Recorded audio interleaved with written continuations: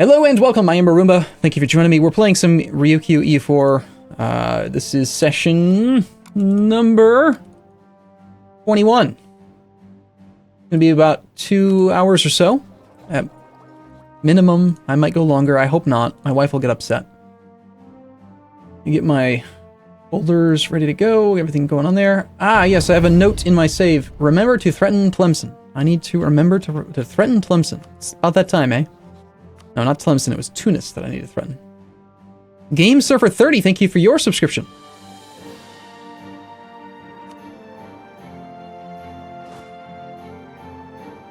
You bastard, France. France exiled my army.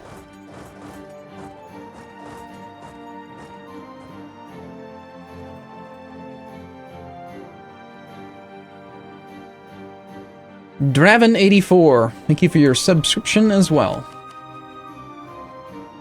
Okay, so we are currently integrating fairly quickly. I did update my spreadsheet and calculated my target number for integration of Taungu is about 760. So our target is about 760 right here. So for anyone who is watching from Twitchland and trying to make sure I don't forget things, 760 out of 1065 means that when this number right here, this where it says 39.2, when that number says about 70, when it says 70%, that's when I need to turn on the policy. So if you see it nearing 70, feel free to mention it in chat, try to get my attention. I would appreciate it greatly. Okay, so it's about time to take tech. I am currently not very pious. I am at negative 49 piety. I'd like to get a little bit lower. I need to threaten these guys. I need to attack these guys. We need to finish integration. We are going to attack Brittany soon. Oh, here's something I could do. You know what? Annexed subjects had just expired, and I totally forgot about this. I had tried making this guy break alliance, and he wouldn't accept because we didn't have enough diplomatic reputation, but now we do.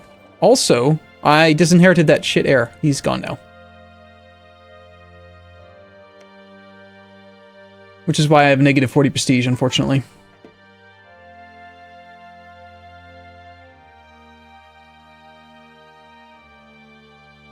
Okay, I think we'll just unpause and see what happens. There goes annexed subjects.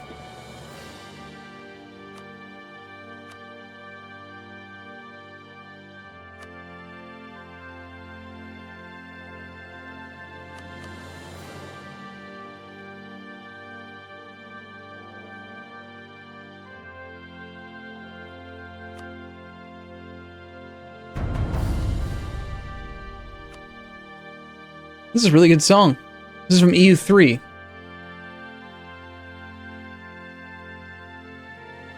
Bring forth the prime, Kaiser Wolf. Thank you. Alright, so we have a bunch of colonies. I've just been paying for them, and we're up to 652 ducats a month in income. We are 6.5 times the income of the Ottomans right now. Ottomans are currently at war with Austria, so Austria might dishonor the Breton call soon. Gotta keep our eyes on that. And yeah, that's basically what's going on. I'm gonna come back from Kedah because I don't really care and because I need a diplomat. Getting counter-espionaged by Ming. The jerk. Ottomans have pieced out Brunswick. Okay. I have no truce with Ming. I could go to war with Ming right now. It's an option. Ming's on tech 20. I'm on tech 21. My disloyal vassal is on tech 19. He's actually kind of far behind. He's now loyal again. Never mind.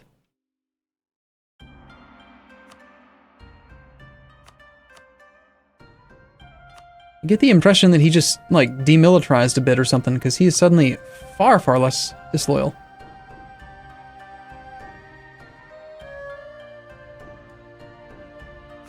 I'm gonna pay off another one of his loans just to keep him in peace, keep him being happy.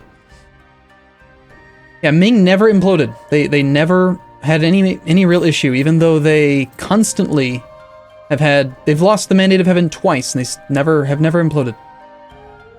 I'm making 300 ducats a month in trade now.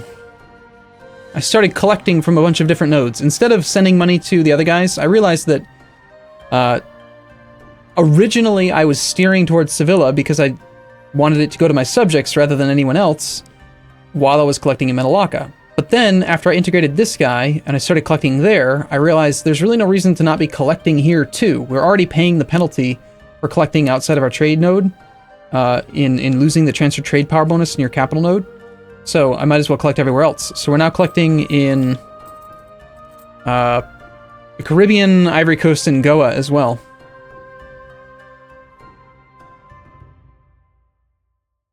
I'm actually also considering sending a merchant to the English Channel to just collect here.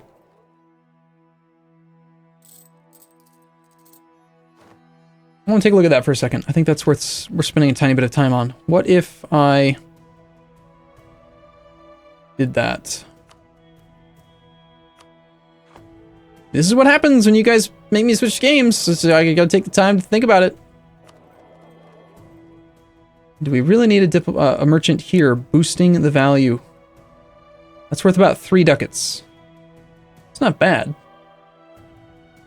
Right, we're getting 7.8% increase on 30 ducats. No, 7.8% of 28.36. So having this merchant here is earning me roughly a little tiny bit over 2 ducats a month in boosted trade value, which then we multiply again here, but still, that's worth like 2 or 3 ducats. It's probably not worth steering there. Even less so here.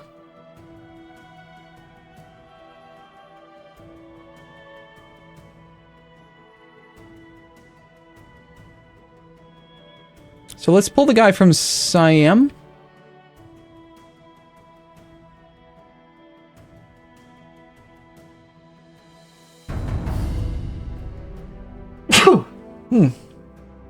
Suddenly sneezing.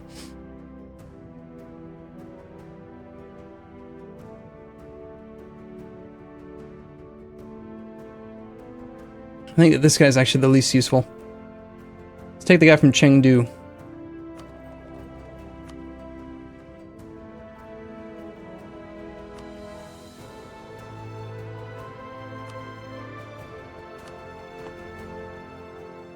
Kenken535. Thank you for your subscription. Another Prime sub. Sweet. Okay. We played exactly 20 days. We need to unpause. Alright, we're waiting for a diplomat to come back. I think we attack Ming. I think we need to wait on taking any more land until this mission's done, but pretty soon I'll be able to do it. I got this thing in my jaw. It's like my... You know how sometimes you can move your mouth and it makes it like pop? I feel like I need to do that, but I can't make it pop. It just feels funny. You know? It's like cracking your knuckles, kind of. What I'm looking to do, and I just can't make it happen. Alright. We still have a truce with you until April of this year as well. I think I was planning to maybe attack a doll. The negative piety. We have a truce with Ajran as well. If I attack Ajran using Betsima Soraka's claims, we can get negative 33 piety.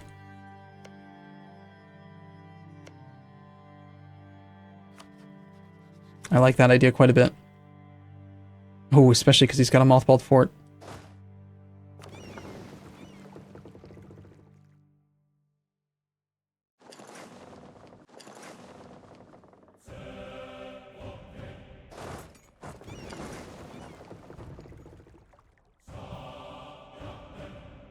Alright, there was a couple people up here I needed to check on threatening.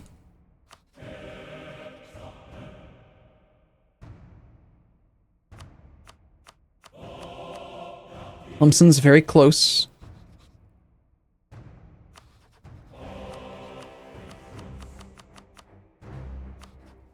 Castile's pretty close now, too. I can almost take Calais from France. Brittany is almost willing to give me Armor. If he just give me Armor, I won't go to war with him. But if he won't, then I wouldn't mind just going to war with him right now.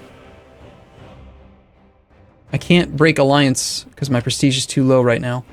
Would Austria still defend him? Ooh, Austria's at 3 reasons. Okay. That's not bad. I don't want to make Brittany so weak, though, that he actually loses, like, an independence war or something.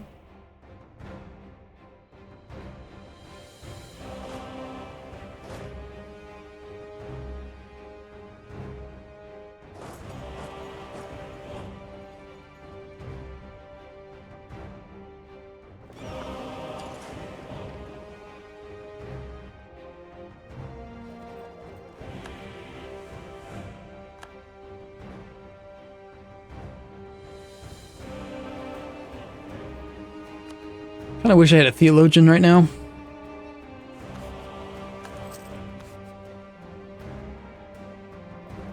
I don't mind having this yearly inflation guy. I just would rather not have to chance this massive uprising in Ireland. It's gonna be a little while longer. I gotta go all the way till November. It's like, you know, eight chances at 6%. No, my luck, it's probably gonna happen. And we don't want any squirrels to invade, so.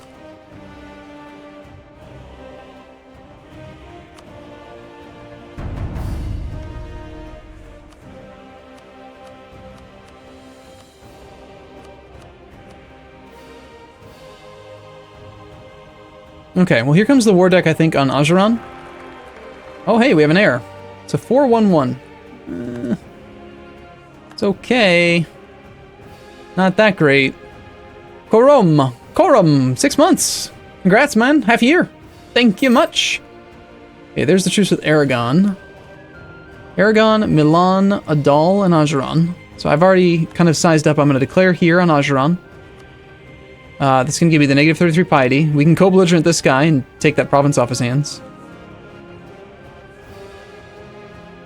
And then Aragon and Milan. What do we do with these guys?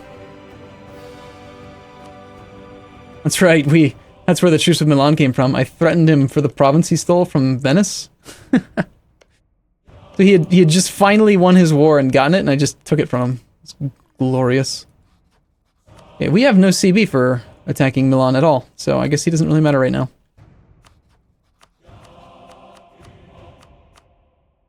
Aragon, on the other hand, is protected by just one nation. Now would be a great time to do the Reconquest War, then. Although I think my aggressive expansion is actually kind of high in this region. Then again, it's Reconquest, so the aggressive expansion will be very minimal. Okay, oh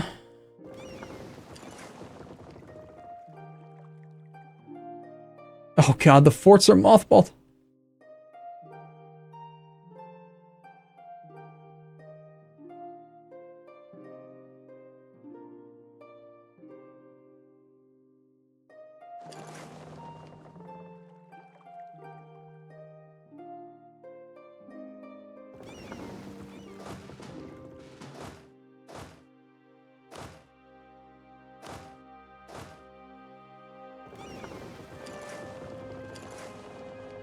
We gotta wait a month. I can't not attack Aragon when he's got 2 level 4 mothballed forts and that's it. I mean, he's got 3 mothballed level 4 forts. Holy shit.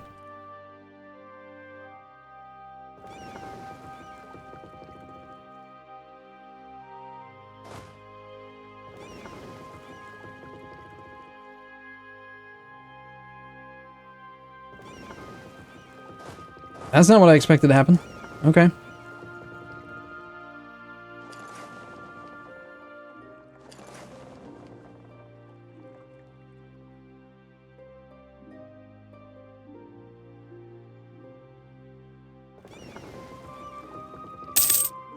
What is your favorite series you have made and why is it Kingdom of Might?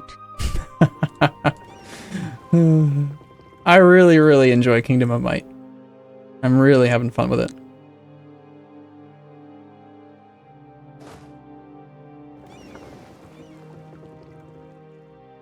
Victor Jankowski will forever be immortalized based on that campaign.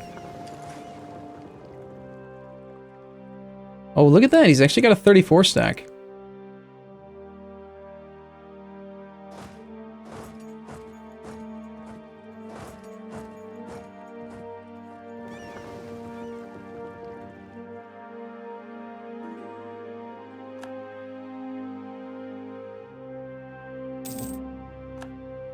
He keeps on trying to sell me provinces because he's got the personality trait for it, but I don't want to take it because I'm doing a mission to get my overextension down to 0. And if I pay money for his province, I'll just end up delaying my mission, which gives me more Diplo rep, and I need the Diplo rep so that I can finish these integrations faster. We're spending 20 Diplo points per month right now. It's pretty sizable.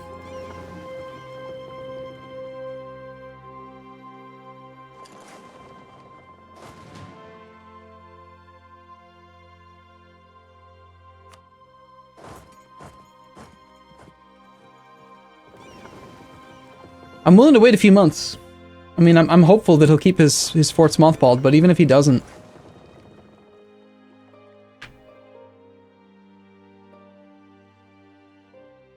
And I don't even care about this attrition. I don't think it matters.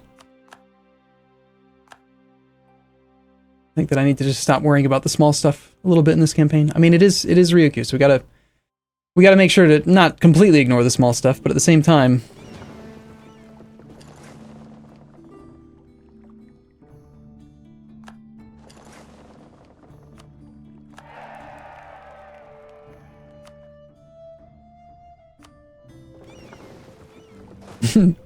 My protectorate just asked me for military access, which means he's probably not my protectorate anymore.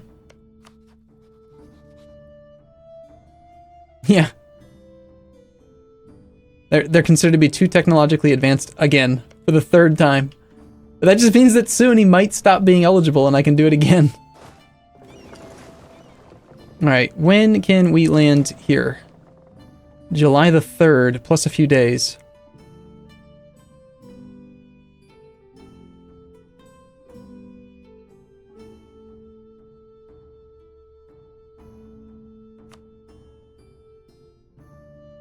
That saves me a day.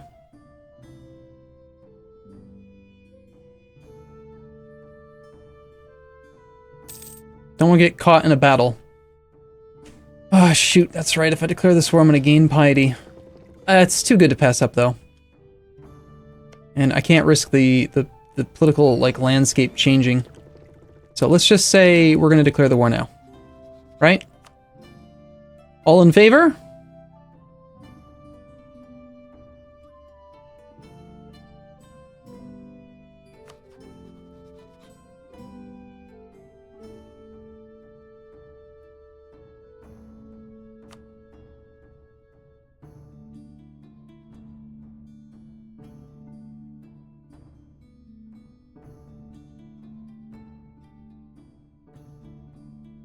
That's a lot of people saying, kill him, do it. Alright. Yeah, the piety part is unfortunate. That basically... I've already taken 2/3 of the tech, but I haven't taken admin tech yet. I really would like this discount. In fact, okay, wait, hold on. Here's an idea. What if... Why don't we declare on Ajuran right now, and then in August we declare on... In August we declare on Aragon. I think the chances of him turning his forts on between now and then are pretty small, even though I've got, 80,000 troops on his borders. But this would give me negative 33 piety, taking me all the way to almost the cap. I think we should do it this way. Yeah.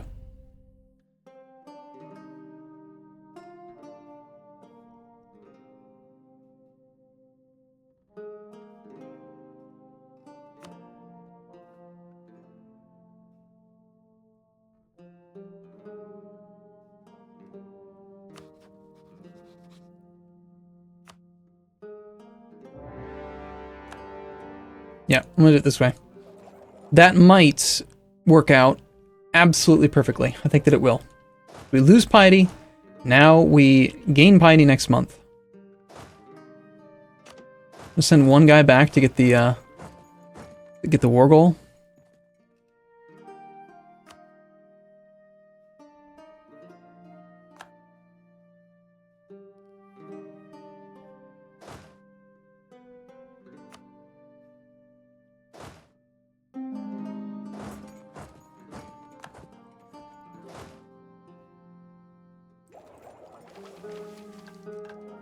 That is true, we can just smash him regardless of whether he's got his forts mothballed or not, but taking advantage of him when he's got his forts mothballed just is incredibly appealing to me. Okay, only one claim to go on Aitthaya, and then he will cease to be.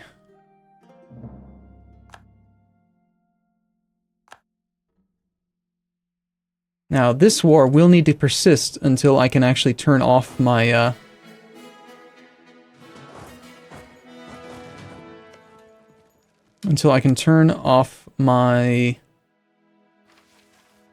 finish my mission. I've got to have all my overextension taken care of. Now, I really hope that while we're doing this, the 90% Desmond Separatists don't fire. Theologian, maybe? Please? Can I have one? Can I have him? Please, please?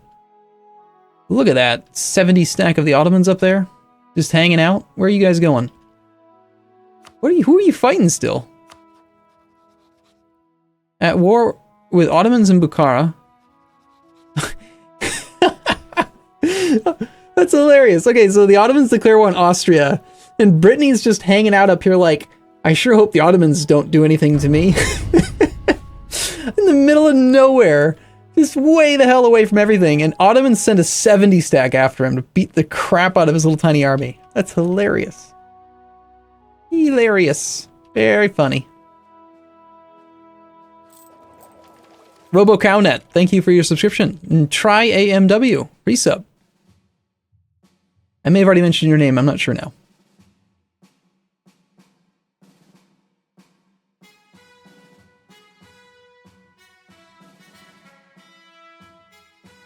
Ajran seems to be gung-ho. He's not, look at this, he's not movement locked, but he's still going to send his 13 stack at my subject's 31 stack with a 5-4-3-1 leader. How does this happen? I guess they were all out of AI when they were, you know, standing in line or something.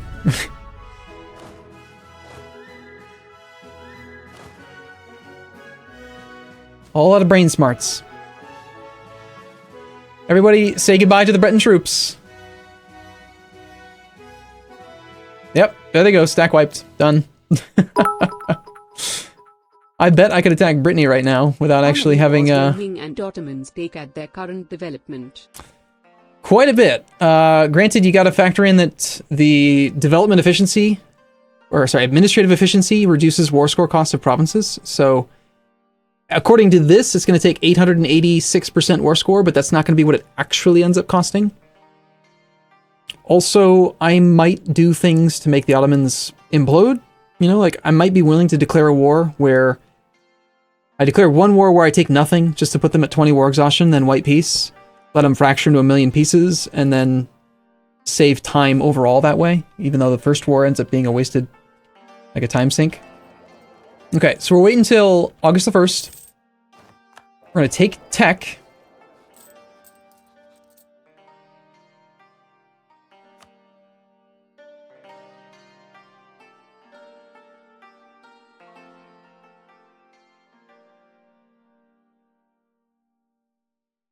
Then we're going to declare war on the Aragonese.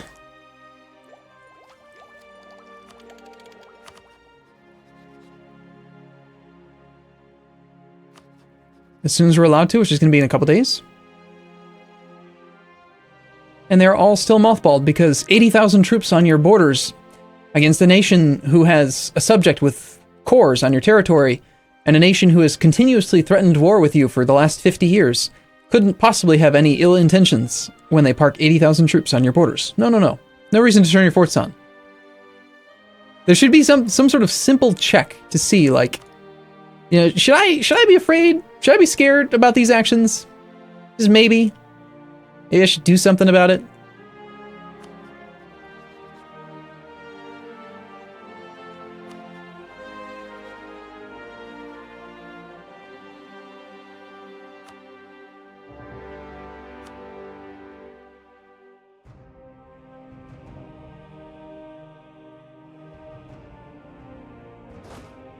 Alright, we're going to send a single troop off to that fort. This whole stack is just going to march over into that mountain fort. He could actually attack my mountain stack. So we're going to put the better general here. Oh, he already is here. Good. He's going to go there.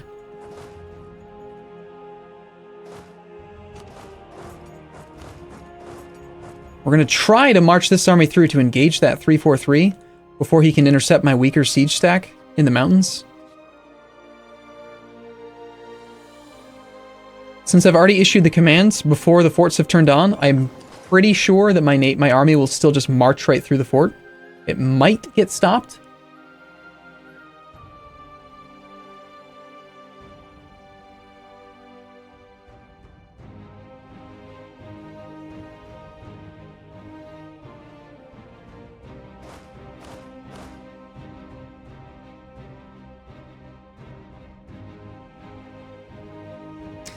I think that we have some time to work with here. I'm going to hold off on going there just yet.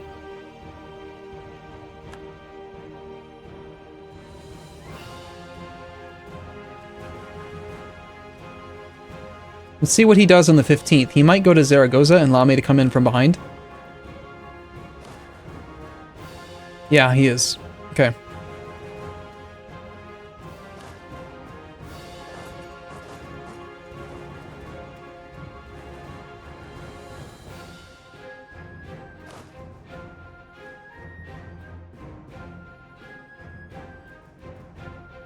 "23rd, 26th, we're close. I'm starting to think maybe I should just force... No, you know what? Let's just do this. This army goes here all in its entirety. This army goes here all in its entirety, and we just ignore his army. This is better terrain for me. My stronger stack is here.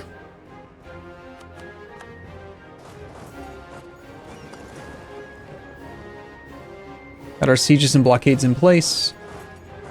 Over here. And we still need to consider what's going on with Brittany. Brittany is another war that I want to declare. Yep, okay, so he's just going to sit there now. Wow, we are blessed. 2,000 ducats. Not bad. Thank you. We'll take it. 0 garrison, 0 garrison, and 0 garrison. That worked out pretty damn perfectly, I would say. We still have Trier being a pain in the ass up there, but the valiant 3 stack of Breton troops fighting the 51 stack of Ottomans. Good luck. Still haven't had the disaster fire. Desmond's 6.3% chance per year. Cores are almost done, coming up October 29th.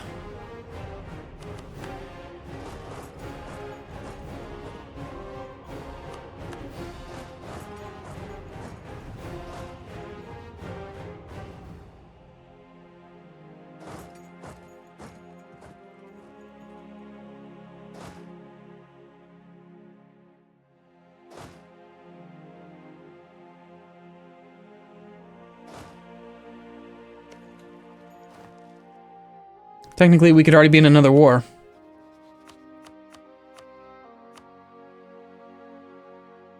Austria is still willing to defend him.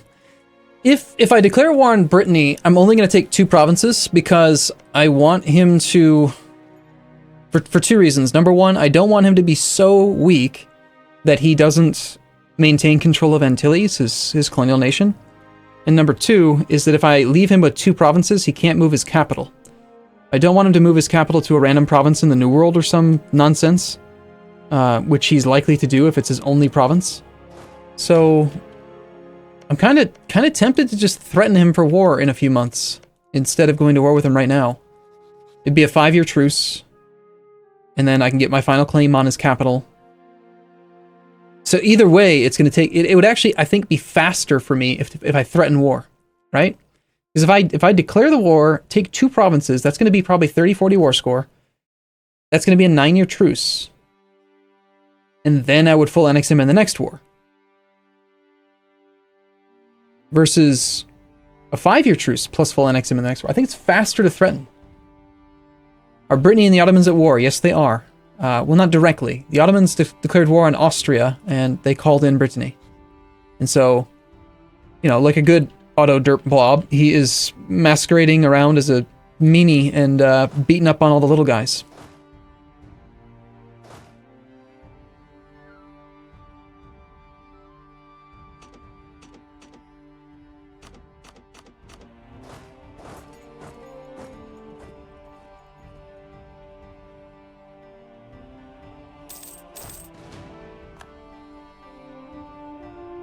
Yeah, I think I'm going to hold off on actually declaring on him.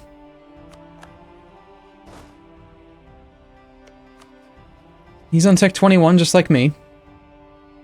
Catalonia is now marching to Alicante. Catalonia is disloyal, though. What are you doing, little guy? But anyway, I can get these guys into my good graces again.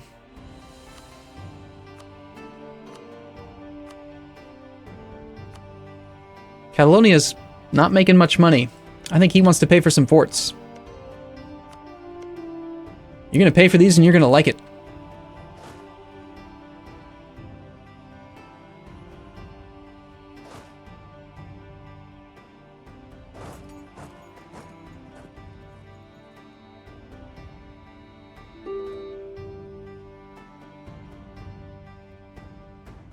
Well, we do have 44 war score, so his peace offer is probably not horrible.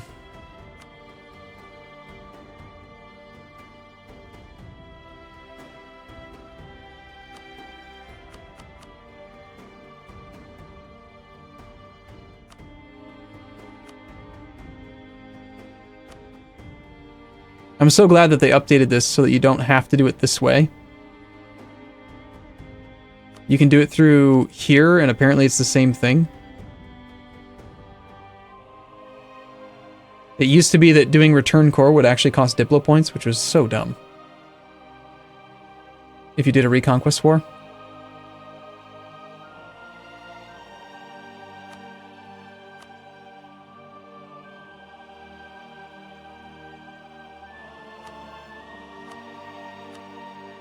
Peace offer value of 35 versus 37. Apparently there still is no point to using this because apparently it's less war score to demand this way. Somehow. How on earth does that make sense? I don't get it. But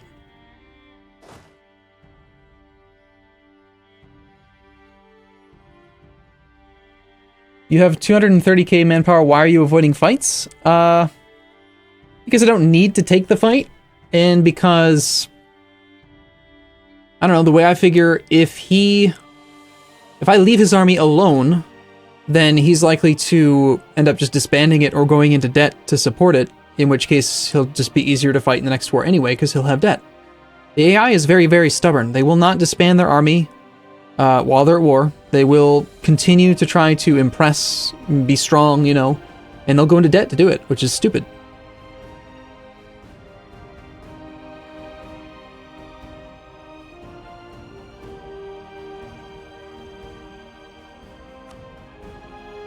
I do want to end the war as fast as I can, though. Okay, we are very, very close to having this core finished. I'll go the sieges in Africa right now. 35% with a wall breach. Our capital siege here is at 14%. This fort, I think Catalonia. I think Catalonia wants to pay for it. Trio Ranger, thank you for your subscription. And Mikey B93, 5-month resub. Dralls, 2-month resub. Robo Cownet. And then Try AMW, I think I got you already. Thanks for your sub.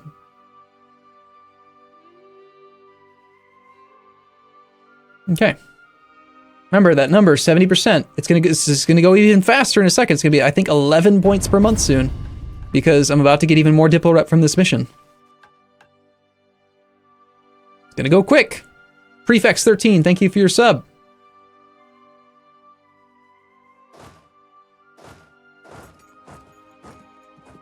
Okay, looks like he's actually marching over to here.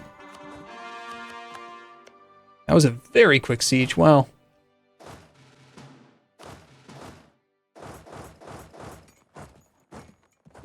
Does Ajran even have an army anymore? No. Well, I don't think that this guy's willing to peace out yet. -5 reasons for that.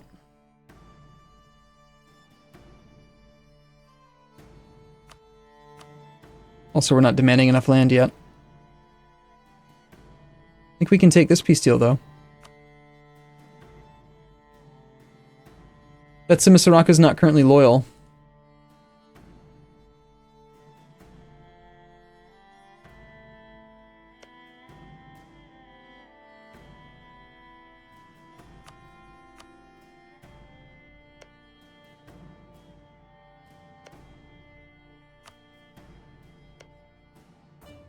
Okay, I need to siege down his actual claims.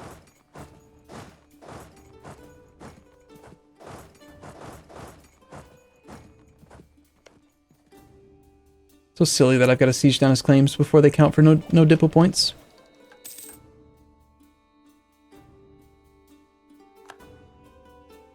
Okay, he'll be there on the 6th. I will be there on the 5th. He's actually going to go for this fight. Alright, fair enough.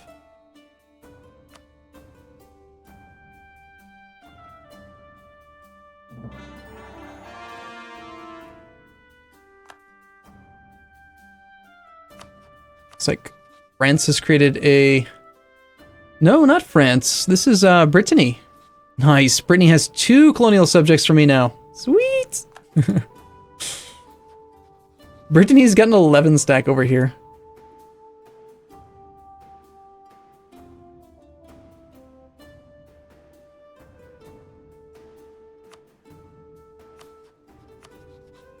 Austria would decline the call now.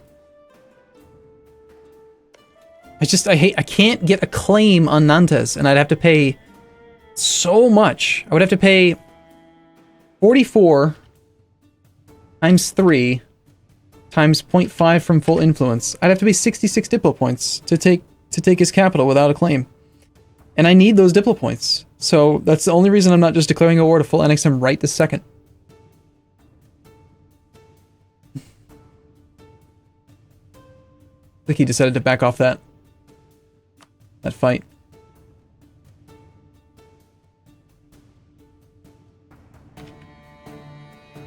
Okay, so we got the mission.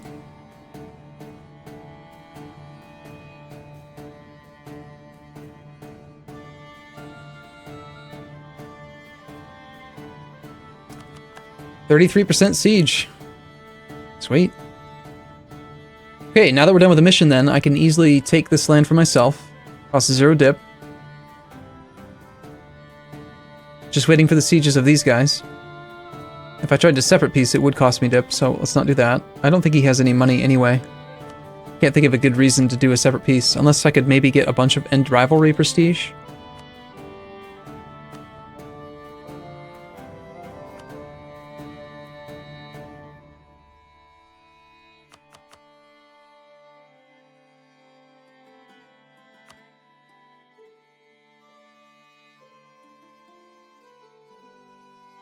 Cannot...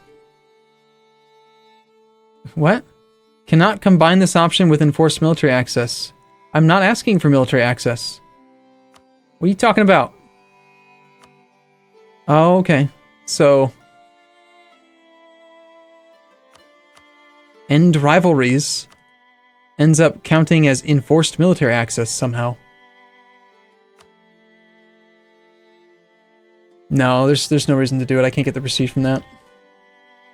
Yeah, but it's weird that it says... yeah, that is what it is, but it's just very strange that it says... can't combine with... Nice, I could get an extra claim on Asir. It's only 4 development, but it's not bad. Take that. Aragon is now ready to peace out. 0 dip, almost no AE. We could take a tiny bit of money that doesn't really matter. He would even give us war reps if we wanted it. Sounds great. I think we take that peace deal.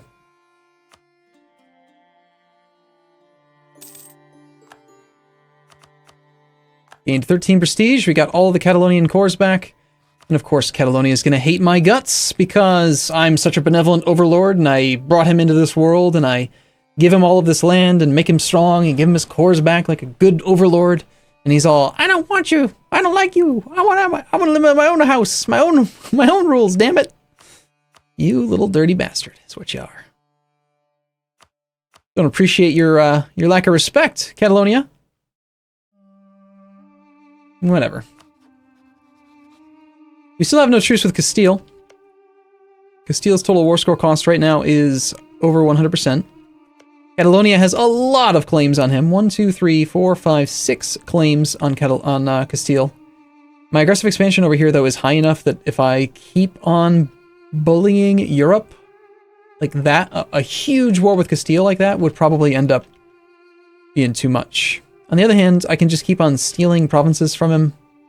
Naturally, he doesn't have a claim on the one province I would want to steal, the fort. But,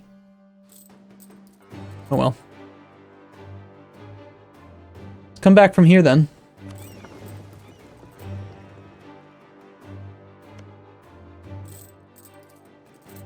Never did really get a chance to make him pay off, to accrue much debt.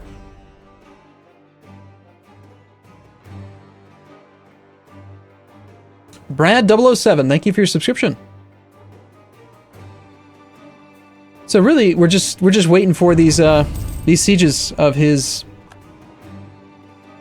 the provinces that Betsimisaraka has claims on, so that we can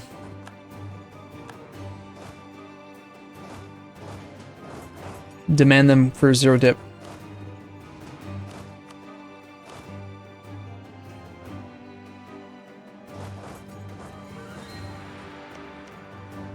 Sir Sack. It's a good name.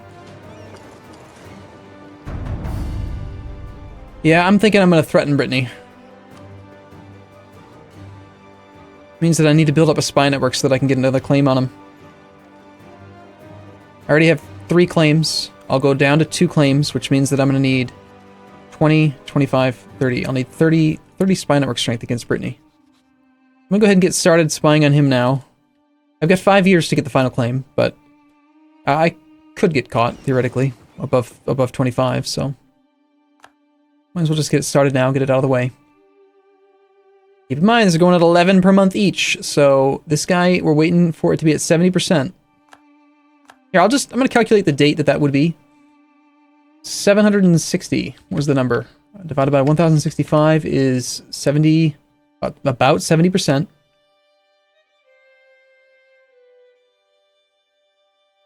Minus 529, divided by 11. 21 months to the day. So 21 months, we're currently in the 12th month. January. 20 months from this upcoming January is going to be in 8 months. So September of 64. That's the date. Remember it, Twitch. Don't forget. September of 64. That's when we got to turn the policy on to finish the integration of Taungu. And I am making 300 ducats a month net after military. And I also embraced the institution. I think I did that between episodes, between sessions. So that was like 10,000 ducats, like 8,000 ducats, I think. That's what I spent to embrace the manufactories institution.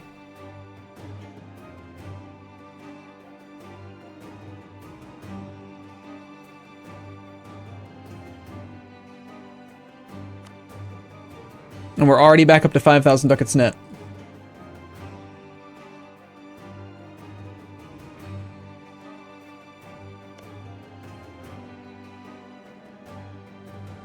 I might start going crazy and just colonizing like all kinds of provinces.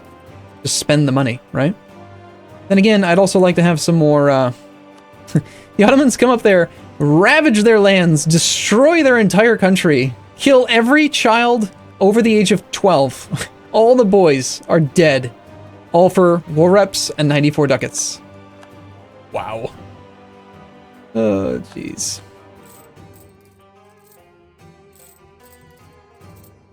English channel's netting me 9 ducats a month. That's pretty decent. We'll take it.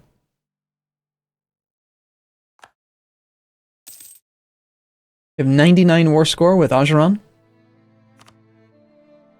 Bengal annexed Gondwana. That's fine.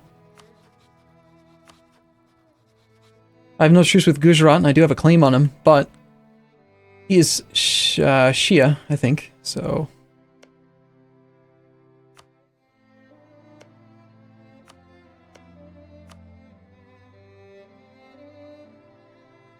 Yeah, that was the only thing we were waiting on. I think we take all those chunks.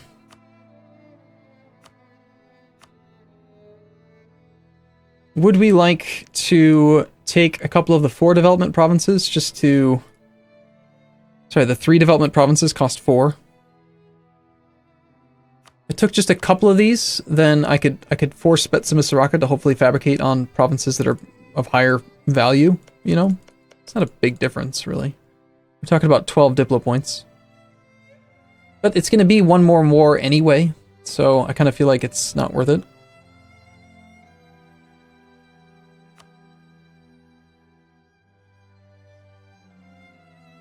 Remember to get the tiny estuary. Is an estuary? Mogadishu's 10 development.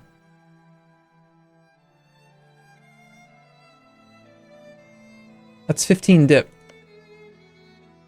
It's also in a node that's... I should have a merchant collecting here as well.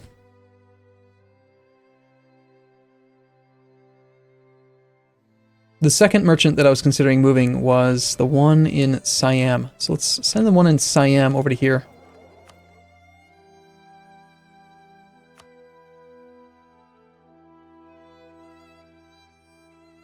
Zanzibar. Yeah.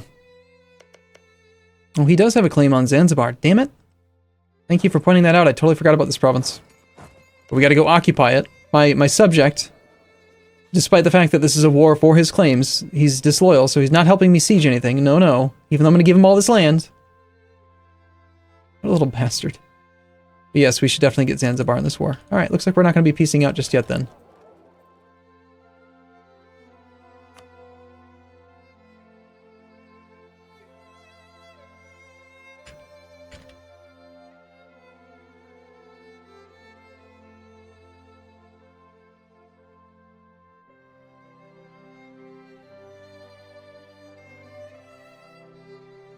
Okay.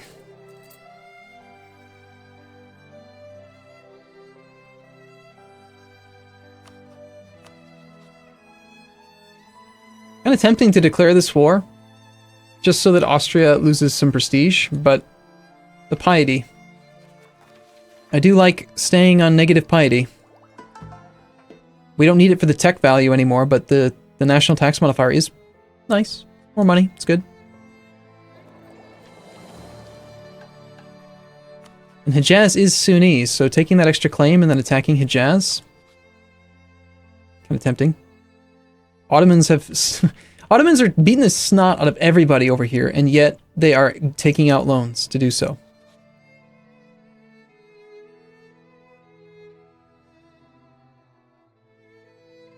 I'm just gonna keep my diplomat free.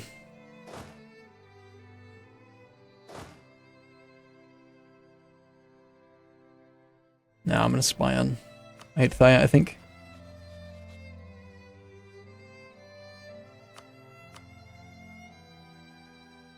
Why am I not converting lands? Because I have full humanist and the dhimmi, and if I convert it, then I can't give land to the dhimmi to get a tech discount when I want it. I have ridiculously high acceptance of other religions. So I actually have negative unrest in provinces that aren't my faith. It's not quite as good as my tolerance for my faith, but it's high enough that I never really have any issues with a rebellion, unless I lower autonomy in places. Like even up here in Ireland, where I have lowered autonomy. I don't have a theologian right now, so I'm at 0.2 unrest. It's really concerning though. 1.6% chance we're gonna get a massive rebellion of like 50 stack, but if I could get rid of the war exhaustion, legitimacy could get back up to 100 on the dot, then we'd be at exactly 0. Or if I could hire a theologian.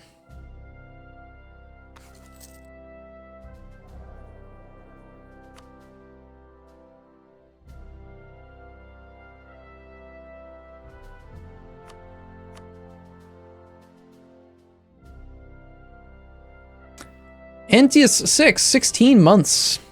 Embolism, 3 months. Thank you.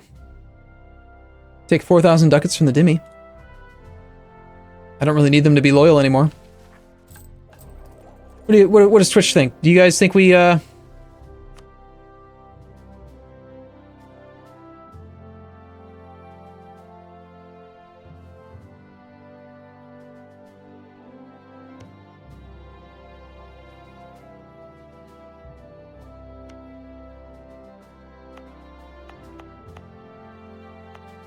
15, 32, 42, 48, 40 development, 48 development region.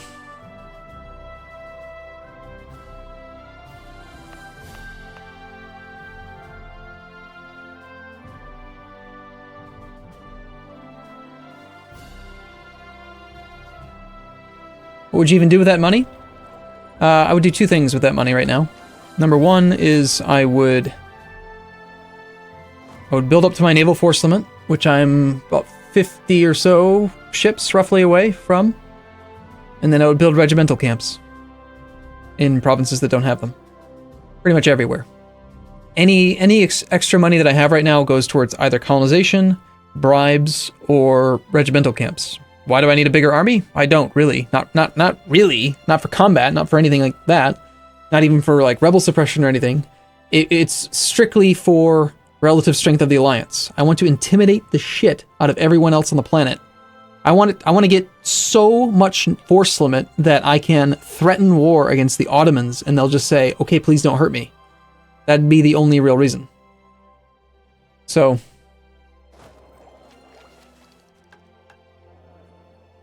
and they're close. They are close. The Ottomans are getting... And then I guess one final reason is that the larger my army is, the weaker this relative power number gets, which makes it easier to keep these other subjects in line. It's already much better than it was the other night when we were streaming. The other night, every single one of them was like banding together like little bastards trying to form an alliance. I think they were allies. And they are allied to each other, which is never a good sign. That means that they're actually thinking about declaring a rebellion. It's just annoying.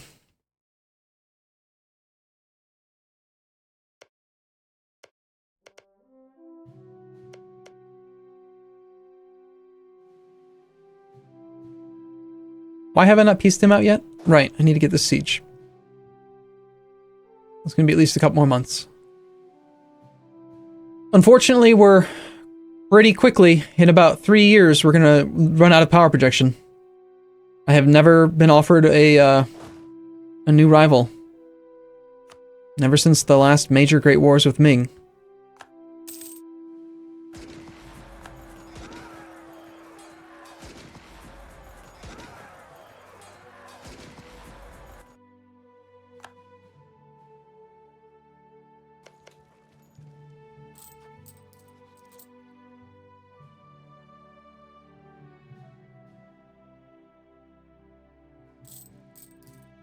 Don't you need the tolerance of heathens to avoid revolt? What do you mean? The tolerance of heathens doesn't go away.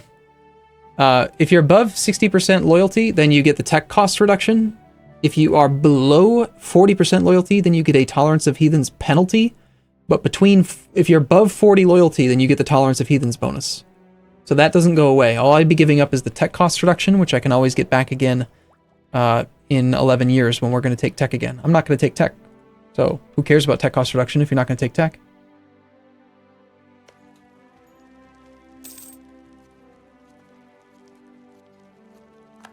Alright, these uprisings are making me pretty nervous. We've got the Ryukyu particularists are at 90%.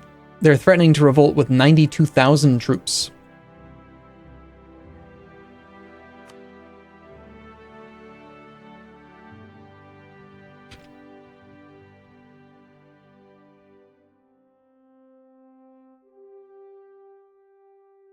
So that can't be allowed to happen.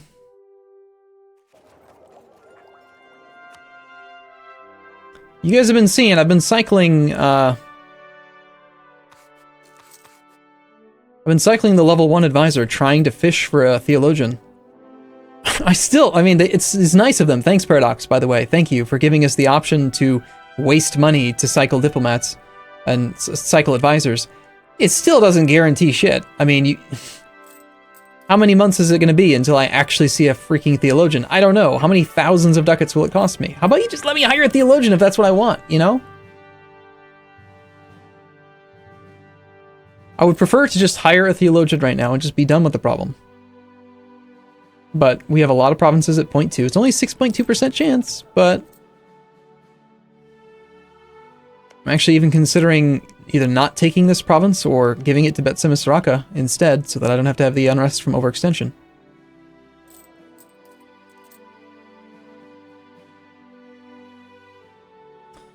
Come back from Aitthaya in preparation for this peace deal.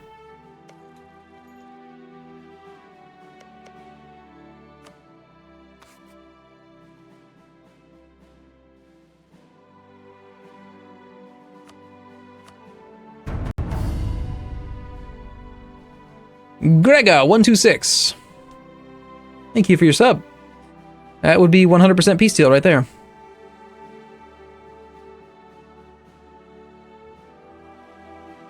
Okay, so what do you guys think? Should we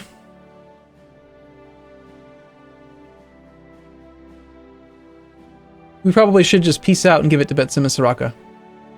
Because I have the points to core it, but it's still cheaper for me to diplomatically integrate nations than it is for me to core land myself. And that'll be true for the rest of the campaign. It's always cheaper for me to spend dip. I'll still have to do a fair bit of actual annexation conquest, because I have to spend both. I have to spend pretty much every extra admin and every extra diplo point on conquest. But, yeah, I think it's going to be the better way to go right now.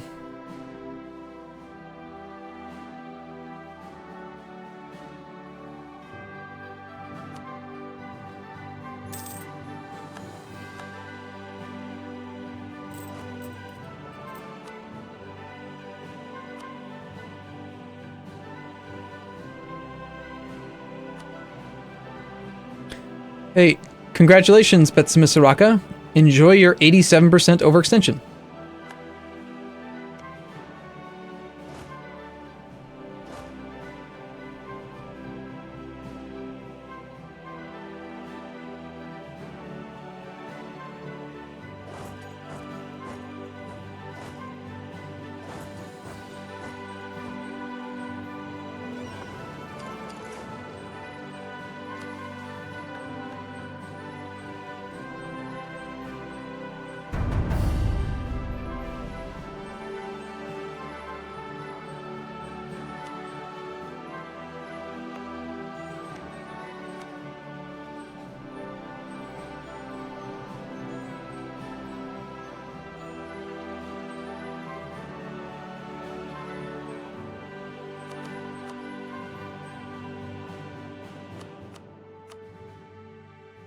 Imperator, thank you for your subscription. The Sioux only have 90 ducats to their name. I don't think these guys are going to have a lot of money. I just don't care. I don't really care to do it. On the other hand, is Newfoundland one of the guys that isn't giving me a merchant yet? I never did rename these guys. I need you guys to come up with some names. Let's see. We got Cannon Fodder, William, Zippy, and Blue Sturk. You guys are all in chat. We've got 4 fantastic moderators. One of you genius peoples, if you don't mind.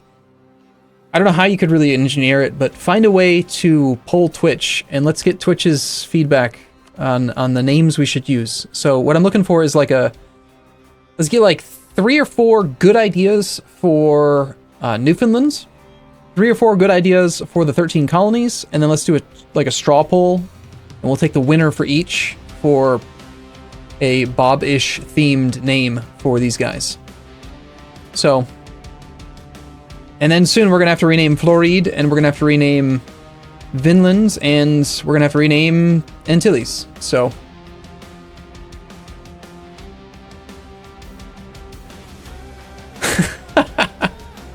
that one's pretty damn good. Bob's Penguins. Oh, that is good. I really like that. Bob says sorry. Okay. All right, I gotta play. I gotta play though. So I'm gonna play. You guys figure it out. All right. So back to the Dimmy. I was considering maybe giving them some more land to get them up to 75%. We could actually turn this into a 6,000 ducat thing. But I think I'm just gonna take this 4,000. We'll call that good. Bob to the mighty ducks. Alright, let's take a post-war save, just in case. So, if one of the moderators, if you guys don't mind, like, rounding up those good ideas for me and maybe mention it in Discord, and then I will update the names.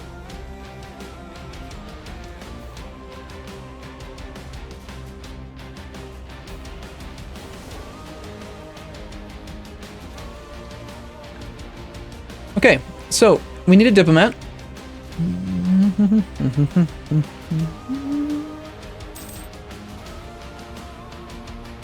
Things that I'm interested in right now, I want to potentially threaten France for Calais. I had spy network against Newfoundland. It's decaying rather rapidly. I need 45 to get 2 good claims on him. Should start spying on Newfoundland again, because I do think France is going to cave soon. I want to check and see if the Ottomans are willing to cave yet.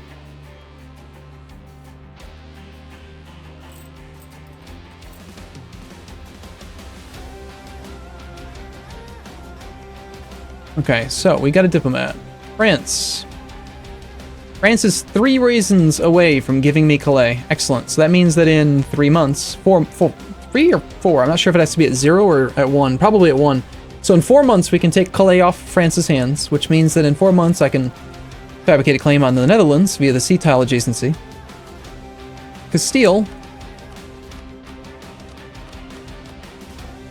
almost willing to give up some land. Tlemcen is ready for all but 1. Okay. I could take what? I would like to get adjacency to Marrakech so that our subject can fabricate on that. So do you have a claim on Abda? No, you can't possibly reach Abda. I could take Ducala just so that we can try to get him down here to fabricate on that fort. It's not a very good province.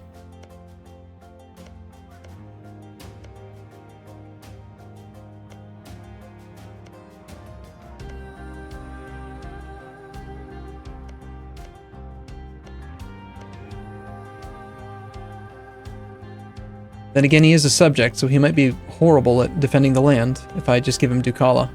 It'll probably end up rebelling, and he'll be too stupid to actually put an army there ahead of time, and he won't be able to get military access. Then he'll have to land his units via boats and blah, blah, blah. I'm just going to take Garb. Okay, so we take Garb off of Tlemcen.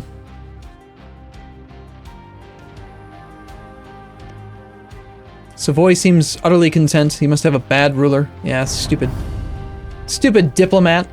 Doesn't want to fabricate any claims. Sweet tan. Am I tan? Maybe that's what it is. You know what? That's got to be what it is.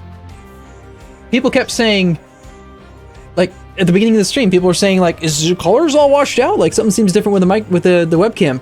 I'm darker. I got tan on my vacation, and it messed up all the color balancing that I had done. That's got to be what it is.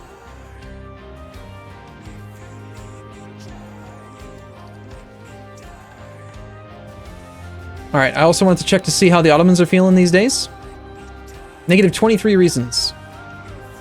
Yeah, you're gonna cave eventually there, Ottomans. Just wait. I could threaten war against the Hejaz.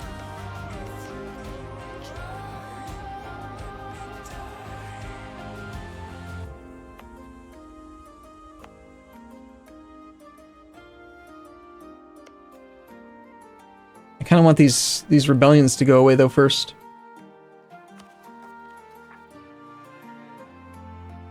Ah, shoot. That is one thing I forgot about. And I will mention, it doesn't mention. It doesn't say anything in here about how, if they're above 60% loyalty, an extra side effect is that provinces controlled by the Dhimmi have -2 unrest. So now that that's gone, all of this land is at 2.1 instead of 0.1.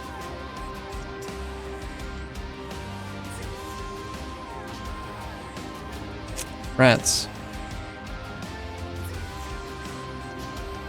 Perhaps I shouldn't have taken that money.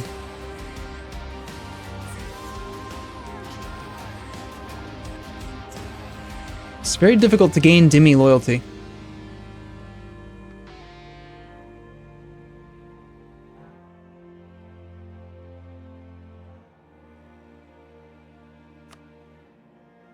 I could revoke the land from them and give it to the Ulema. That's another way that I could get loyalty.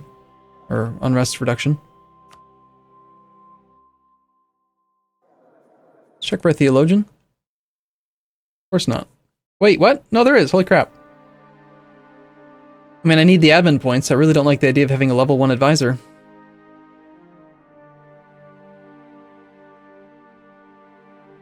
But that would make so many problems go away. Alright, we're gonna sacrifice a few monarch points for like maybe 10 months, right? 10 months times 2 monarch points, that's 20 admin points. I can make most of my problems go away and not deal with this crap.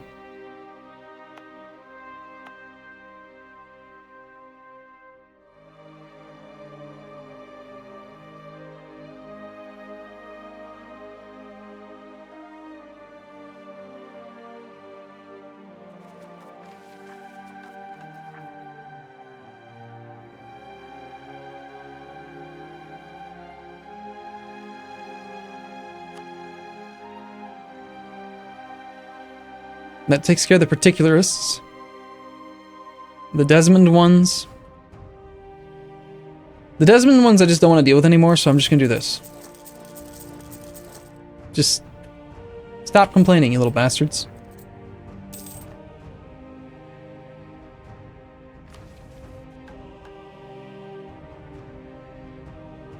I was gonna go to war with Ming, but now I'm debating doing that.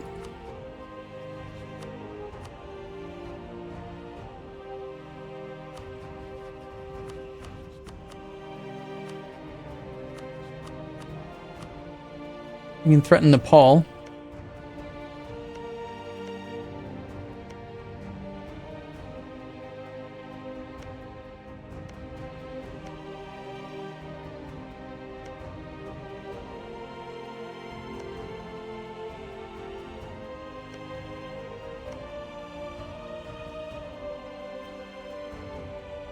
Okay. I am going to do a bunch of administrative type stuff right now. We're going to, first and foremost, we're going to threaten Nepal for the province of Nyingchi. We're going to threaten Tlemcen for Garb.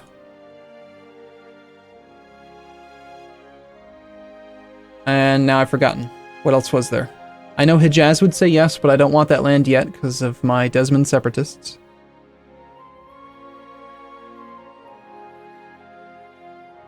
Let's just start with those two.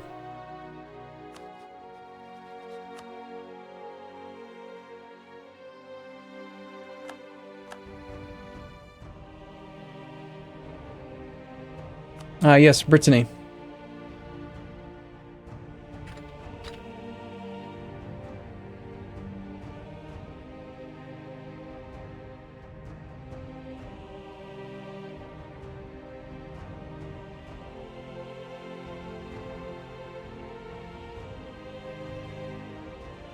Need to remember to actually check on that.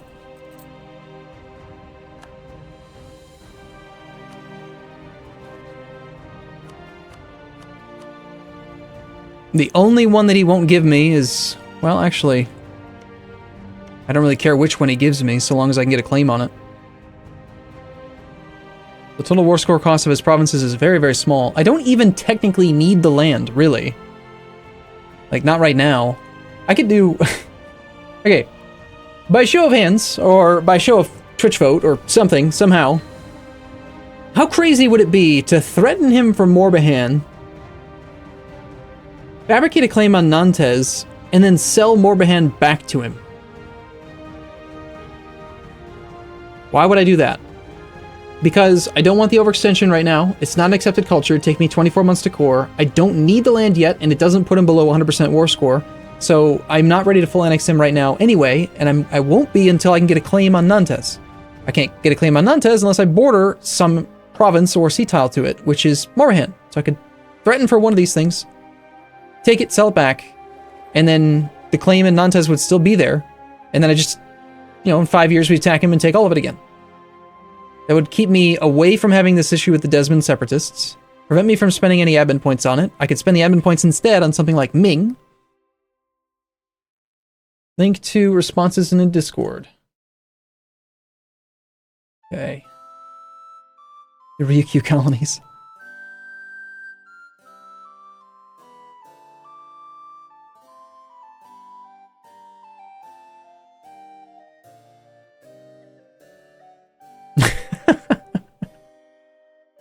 Okay, so these are... Alright. This is an interesting organizational system, the way that it's organized these. I need to export to spreadsheet or something.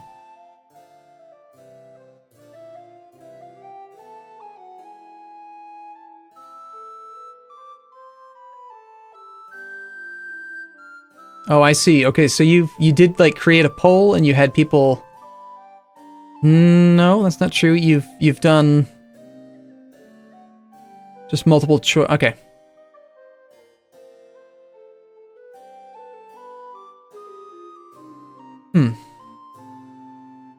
It's nice to see it organized this way because chat moves very quickly.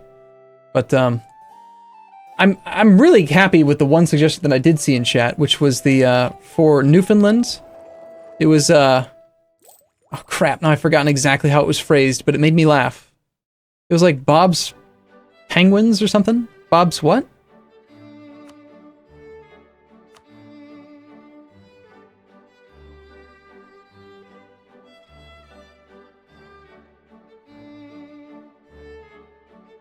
What was it? You guys need to remind me now. Bob's Penguins something. Just Bob's Penguins? That's it?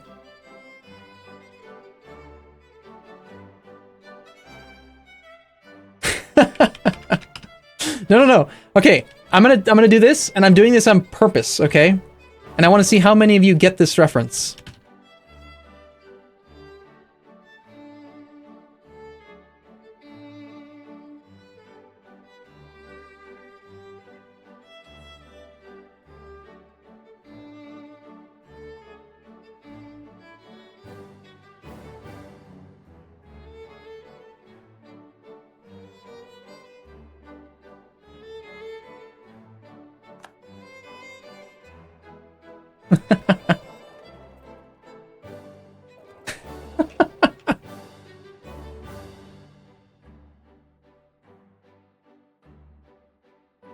Okay, if you're not familiar, I'll summarize.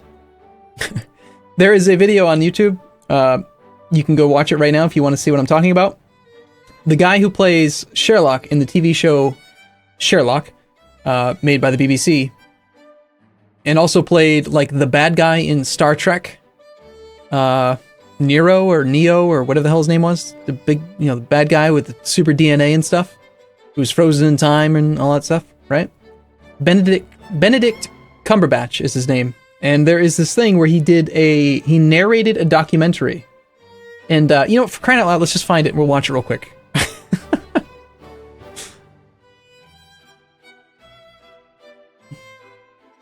Okay, hopefully this doesn't get me copyright flagged on the actual YouTube video. We'll see. Let's see.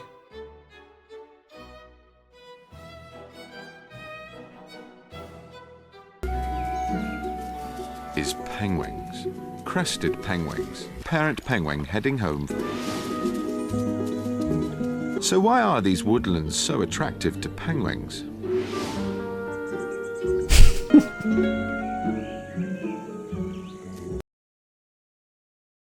Yeah, so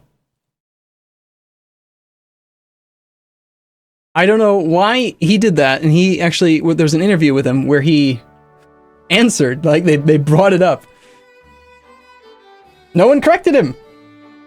He's doing a narrated documentary thing about penguins, and he just starts calling them penguins, and the guys don't fix it. They don't correct him. They just let him keep on saying penguins. So, yeah.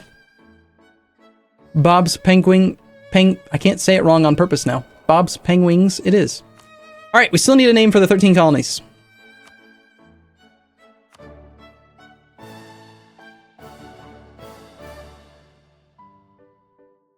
Arumba Fixio overlays.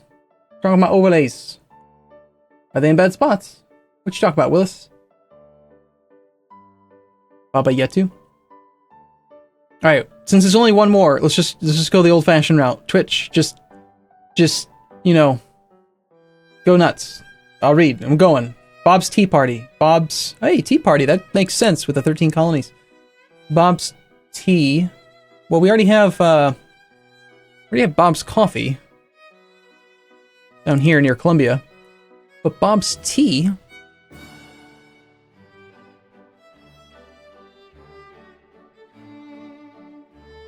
Oh, the scrolling, the donation ticker? Yeah, I turned that off because for some reason I can't remember.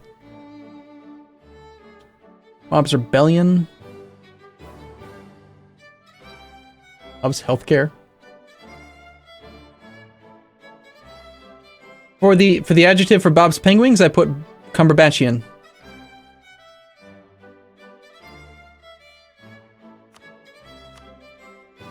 I don't know. It works.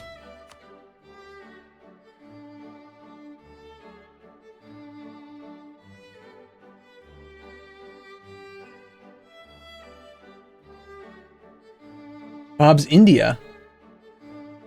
Bob's Brits. I need more words. Like I want to use tea. I like the way that tea sounds. It's just kind of it pairs well with the 13 colonies. You know, it reminds me of the whole the Boston Harbor Tea Party, Boston Tea Party. So we could do like Bob's Tea Party.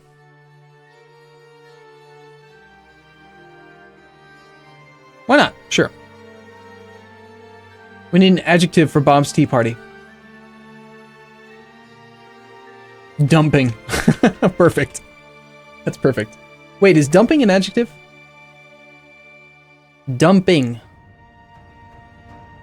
An adjective. I gotta think here. I'm just gonna think out loud. Here are my thoughts. Okay, here we go. Adjectives. They describe a thing, not a verb. An adverb is in a thing that describes a verb. So an adjective would be like...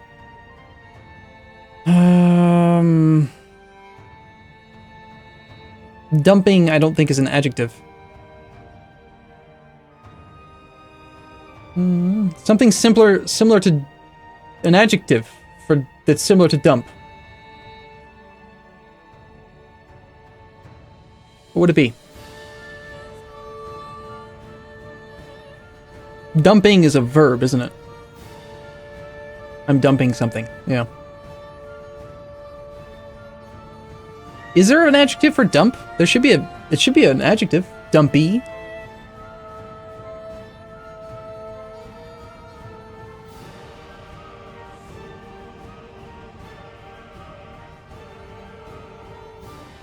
Dumpful. Dumpy.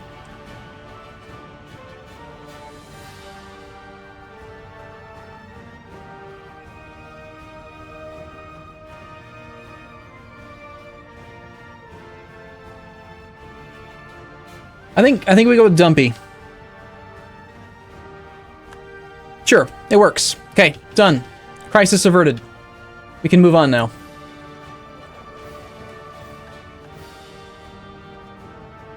Okay, we are getting ready to threaten war for Calais. We're 3 more months away. I think that the next real war is going to be with Ming, and I think I did decide that I'm gonna go for this crazy strategy. However, we'll need to wait then until I actually have enough spy network strength, and he's slowing me down.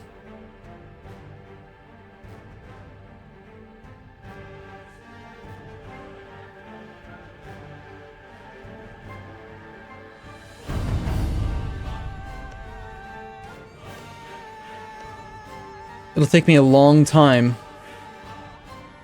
to get the spy network strength to be able to instantly fabricate. I need to have 30 spy network strength to fabricate the claim and then sell it back. So that's 2.5 years of time I'm going to be wasting then building up this claim.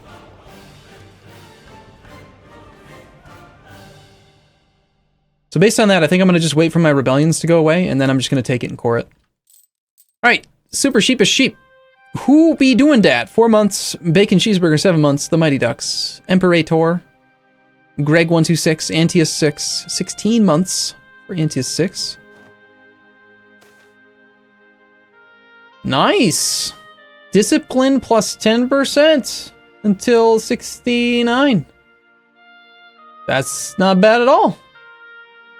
We'll take it.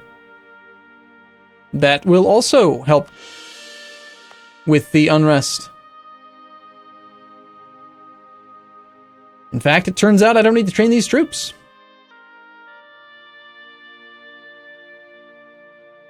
But they're already there, so let's just let them train. No, never mind. I only get half the money back, but I do get all the manpower, and I don't care about the money, and I am already over the force limit. So, let's spend some money now. We can build grand shipyards, which we want, definitely.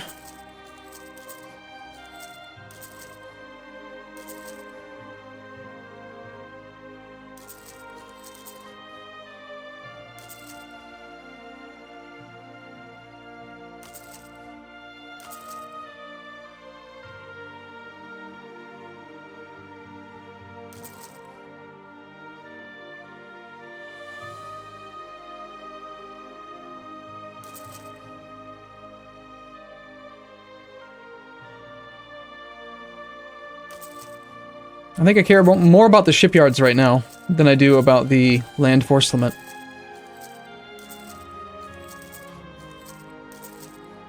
Let's do the shipyards first.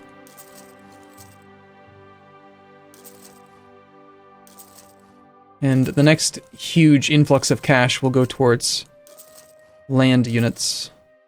But there goes 10,000 ducats in shipyards. We're no longer saving the 6 months of income or whatever that we were doing earlier in the campaign. I think that that's a great, good habit to have in general for just random events, but we make so much positive net income every month that it's not necessary. It hasn't been necessary for a very long time.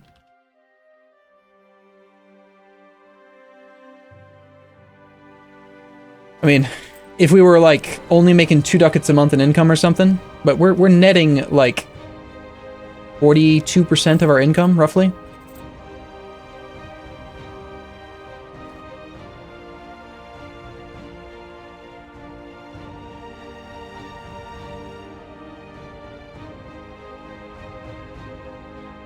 All right.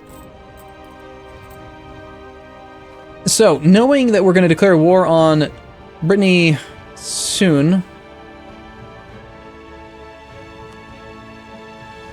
Actually, can I just threaten right now? This place does have negative 0.8 unrest. If I took, like, Morbihan, that's 12 development. 12 development would normally be 12% overextension, but because I've got development efficiency, it would only be 9.6 overextension, which would be 0.48 unrest from overextension. I think I can demand it right now and just deal with the fact that we're over the... Yeah, that would work. Because of that random stability event, I can do it. I could maybe even take Armor.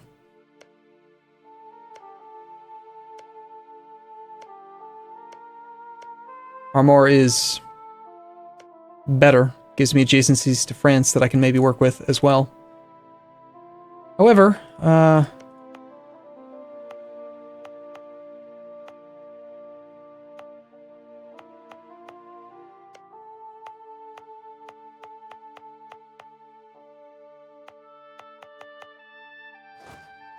really wish I had more state slots right now. Yeah, 57 states.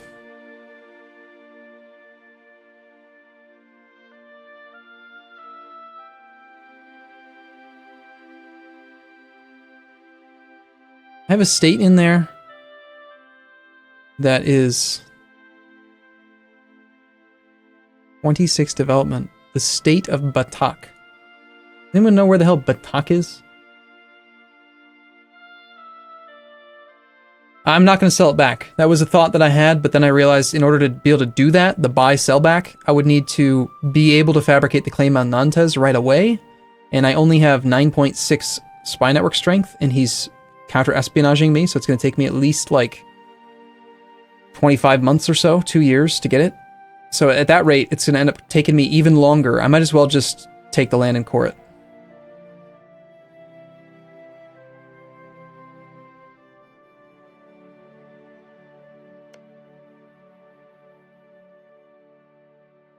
Does anyone know where Batak is?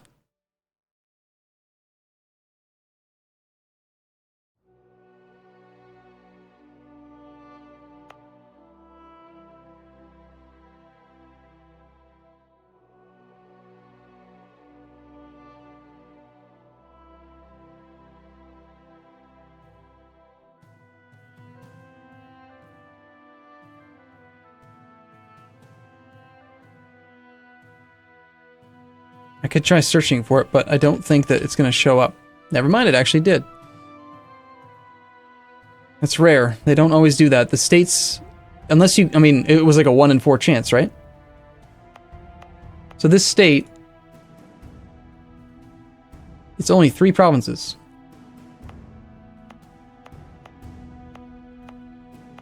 It's 15 plus 11. It's 26 development. I'm actually tempted to unstate this so that I can state a higher development province, a higher development region, like up here. this state here would be 29, 48 development. Granted, I'd have to pay more admin to make it all the way down to 0, but even if I only have half of that, it's in a region that I care about more. This would probably not be the state to use as an example, but like...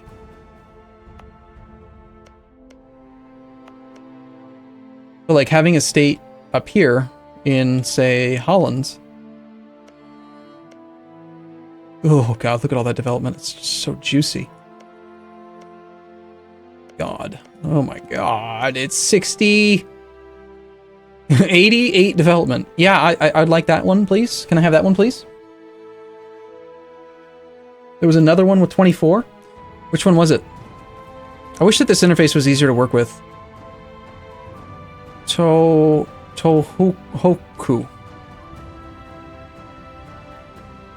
And see, this is an example now of it not working. You can't find possible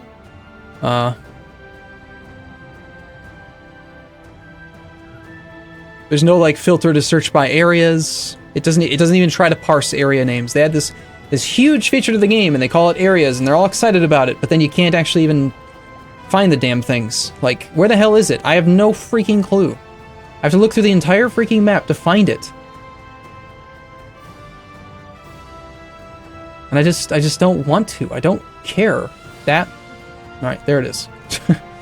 But still, like, it's... I don't want to play Where's Waldo, okay? I want to play EU4. There's a big difference. Yeah, these are all horrible trade goods. Don't really matter. We could get rid of that one.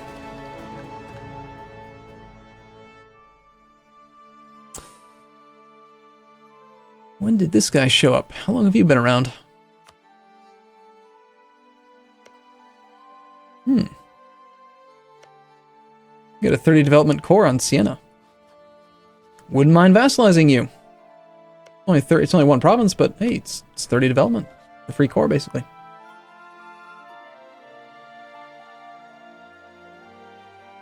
Okay. Well, we want to wait at least 9 months before we make any decisions about this stuff, because we... No, that's not true. I decided that I do want to take Arumba. I think I'm going to take Arumba right now. Never mind, I'm going to wait a couple more months.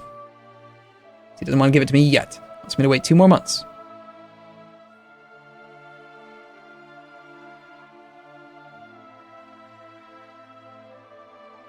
Yeah, the find province feature only works for finding areas if you get lucky and the province has the same name as the area. The area is usually named after one of the provinces inside it.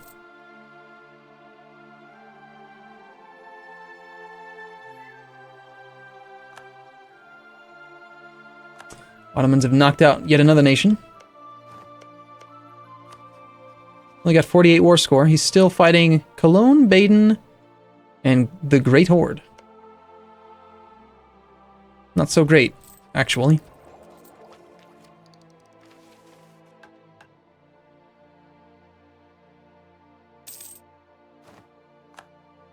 One thing to consider is that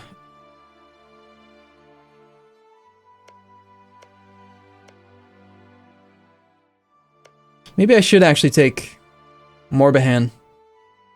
I know I'm spending a lot of time thinking about this, but this is going to cost me only 43 admin versus 54. Like, the sooner I can get my admin points up, the sooner I'm going to be able to do some of the stuff that I've been thinking about for a while. Like, here's what's coming up. At Admin Tech 22, which is still like 11 years away, I'll be able to switch over to Constitutional Monarchy. But I can't do that until I curtail the nobility. In order to curtail the nobility, I'm going to lose 3 stability. Which doesn't actually cost me any admin points, but I'm actually very fortunate to already be at positive 3. But that's not going to last forever, you know? Like, eventually my ruler will die, we'll lose stability there, it's going to be a problem. I need 200 admin to move my capital to London.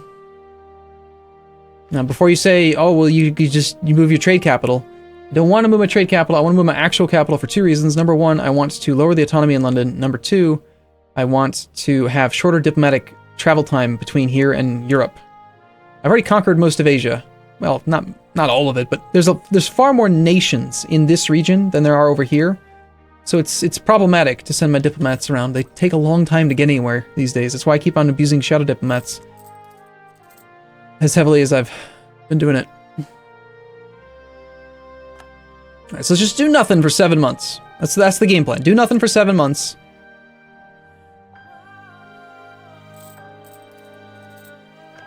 No, that's not true. Do nothing for, like, no months. Take the province from Brittany, and then do nothing for 6 months. Then switch back to the level 3 advisor.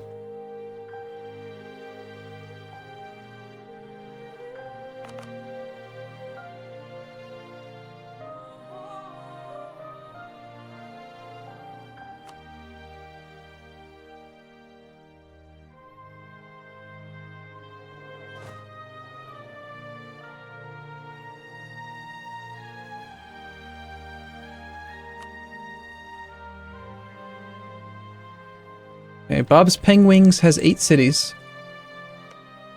He's about to gain his 9th here.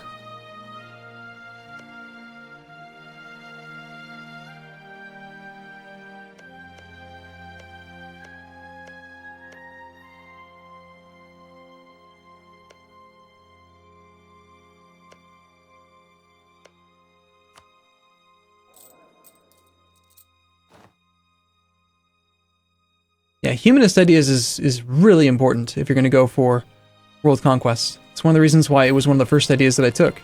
I went exploration humanist. Straight away, right up into it. It was also very important for getting good early tech discounts via the Dhimmi. I think I care a little bit more right now about moving my trade capital, or at least having the opportunity to do it.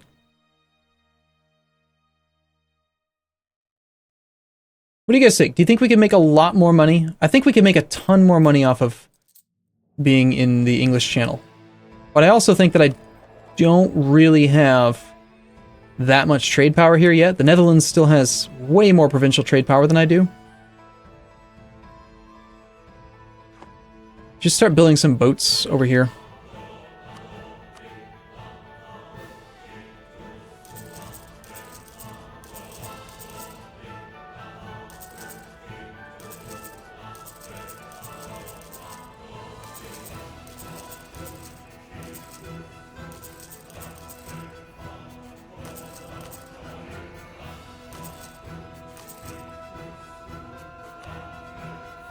Yeah, maybe we don't move our capital just yet.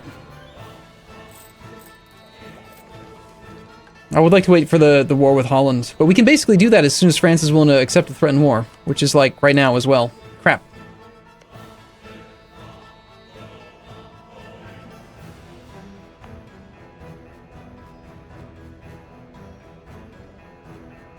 So much to do, so little time.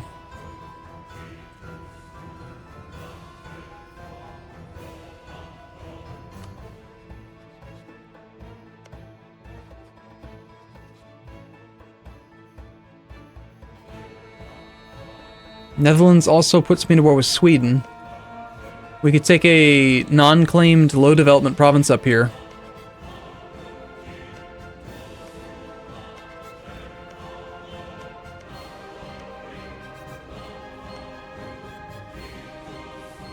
Looks like maybe Åland or Östergötland. We take Östergötland, that lets us fabricate on a lot of stuff.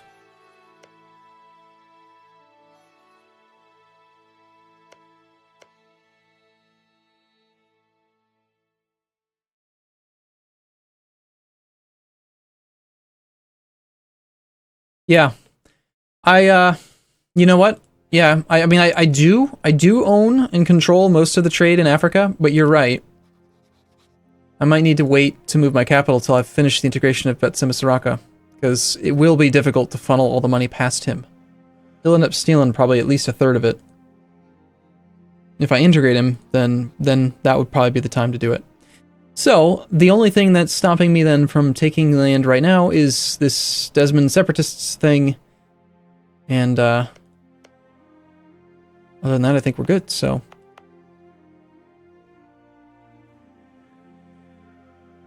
I think we can take the land right now. Let's get our truce timer started up with Brittany. We'll accept now. So we're going to threaten Brittany. We're going to... Sorry, I said we're going to threaten Brittany. Let's take a backup save, because I want to see exactly how much unrest I'm going to end up with, and if I need to actually go ahead and train some of those troops in Ireland.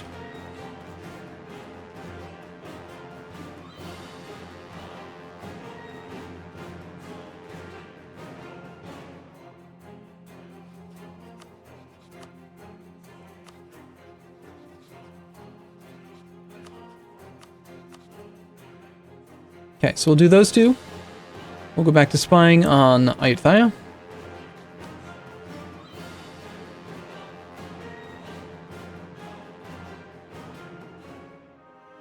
One, two, three. 20, 30, 40. Alright, 20, 25, 30, 35. I'm gonna get up to 35 with Gujarat. We'll get one more claim on, like, something.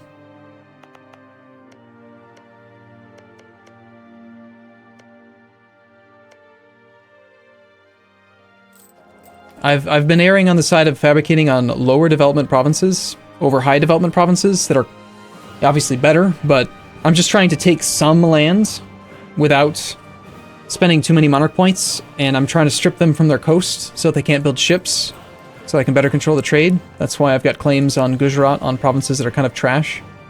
If you've been wondering, like, well, why are you fabricating on 995 when he's got an 18 and a 15? Well, I just don't really want to pay the admin to core it yet. I'd rather wait until I have more administrative efficiency to take land like that.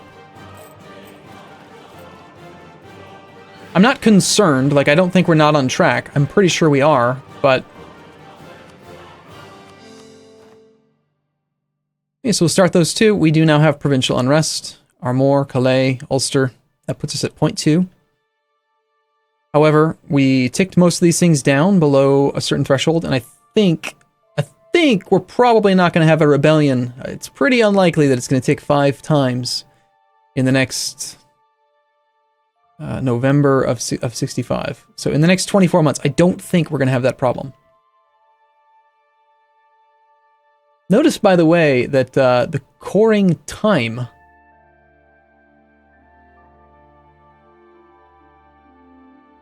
That's weird. The coring... I'm really confused by this now. The coring time is still... It's 24 months.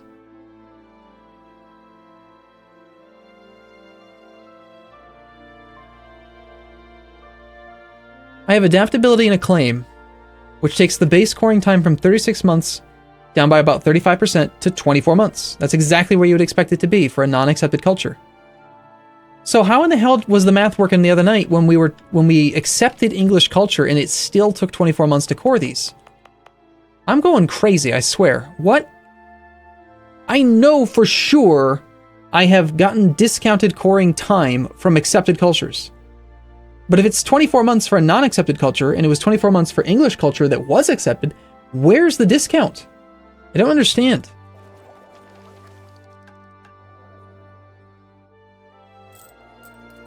Oh, did it? Was it 18? Okay. That's right. I was expecting it to go from 24 down to 12, and it did go down, but it didn't go down by as much as I thought. It was a discount. Okay. All right. All right. Thank you. Thank you. I thought I was losing my mind. That's right. We did figure it out. It was minus 25% coring time for accepted culture, minus 50% for same culture group. That was the issue. Okay. All right. Okay. You're right. You're right. You're right. I'm wrong. Okay, so we got our provinces. Now we can start fabricating and stealing stuff from the Dutch. First claim on the Dutch. We can fabricate on anything in the coast, which actually does include Antwerpen.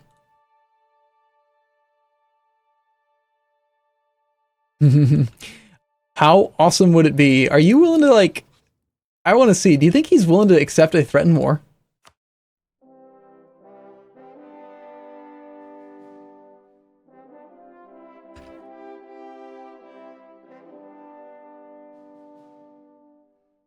The reason I am curious is that France has been willing to accept threatened wars, so perhaps the Netherlands would be too. He has a fort here, and it's an estuary. Let's take the claim on Antwerpen.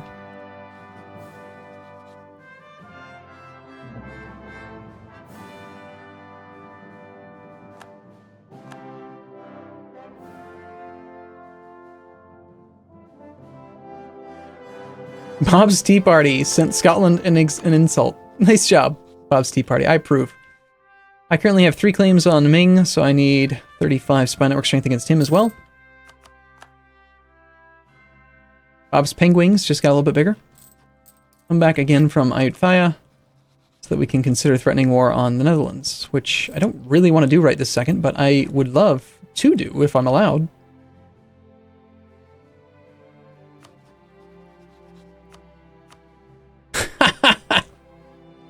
Oh, that's so good! He's just gonna give me one of the estuaries in an end trade node with a level 4 fort. Just because I say, give it to me or else. That's awesome. Dude, threatened war is amazing. None of his allies would honor the call, though. Wow. Dutch diplomatic reputation, -10. What did you do, Dutch? You crazy dudes? I mean, I don't want to gain the piety, and I don't really want to take more than the land that I can claim, so I think I'm just going to threaten war, but I think it's funny that they're all not willing to accept.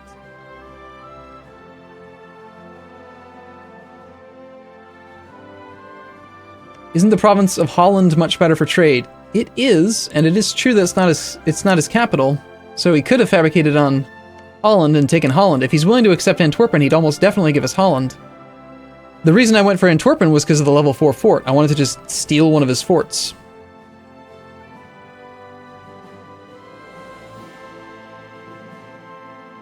What do you guys think?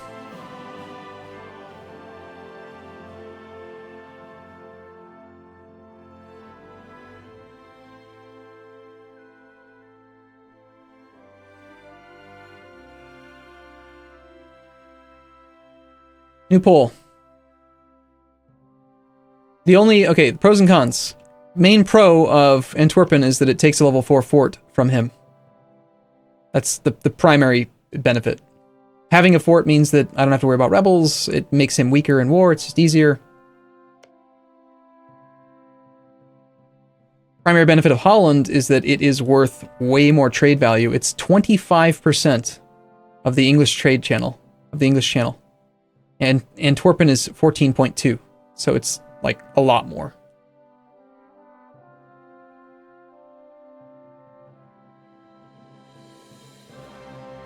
And the results say 64% for Antwerpen.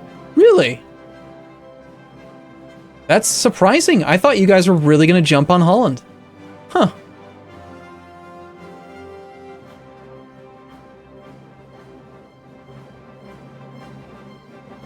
That's really surprising. I really thought you guys were going to jump on Holland, but okay, yeah. Good, no squirrels need to be engaged then. Now the next question is, do we do it right away? I think we should. Probably just do it right away. It's going to increase the chance of the Desmond separatists, but it's still going to take 24 months. Basically, it's going to take 2 years to get these cores done anyway. How much will it actually cost? It's only 49 admin to core it territorially. Yeah, we can afford to take it right now. Alright, so we're going to do that, and then we're going to go back to spying on Ayutthaya, as per always.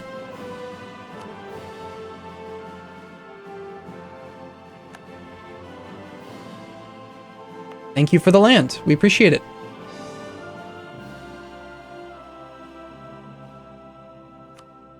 Yeah.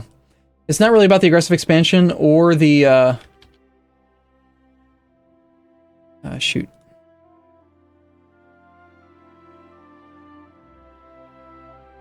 It's not about the aggressive expansion, or that, like, I can't kill him before the end of the game or anything. It's really more just about he's going to have the minus 120 reasons for the next threaten, or recently, did it. And the sooner we do that, the sooner that can start ticking down. You're right.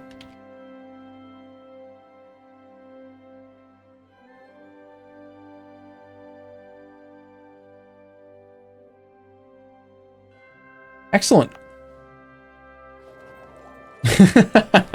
Bythos says, I have the most unstable build of EU4 ever. I wonder why it crashes so much. It's a great question. I have no idea. It's already got a trade depot, a shipyard, and a mosque. It's good. It's good stuff. Bohemia has paid off the foreign debt of Bukhara. All right, Bohemia, whatever you say. So let's check unrest. Overextensions. Aggressive expansions at 53 with France. Doesn't really matter. There's not enough nations to really be a problem. There's Ming and France, but whatever. I've spread it out far enough that it's not a problem. In 2 months, I could take land from that guy.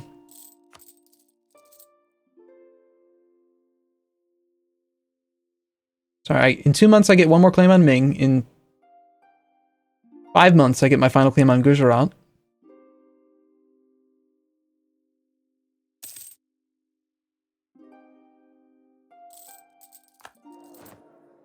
Unfortunately, this is, by taking this land now, this is extending the time that I'm staying on a level 1 advisor.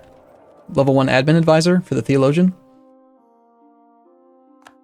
But I just don't want to deal with particularists, you know, being jerks. I wish I could have a rival. Come on, game. Game, why can't I be rivaled to, like, France? France is a completely valid rival. Totally.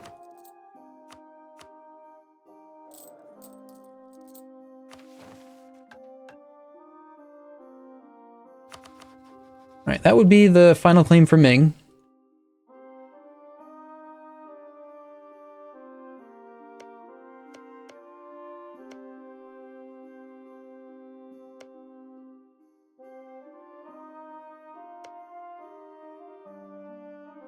I want coastal land, but there's no more coastal land that's already part of states that I can get my hands on yet. I could just take Beijing, but I don't want to core that yet. I do eventually.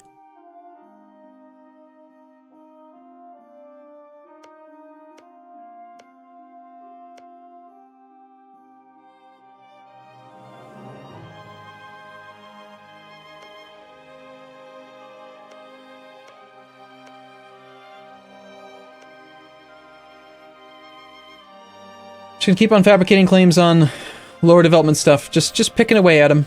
I don't want to spend the admin points on it yet. We'll do the majority of major conquests at the end of the campaign. 64.2%. I noticed it. I saw it. I saw it. Did you guys see it? It's getting close. It's almost that time. I think we're done fabricating on Ming for now.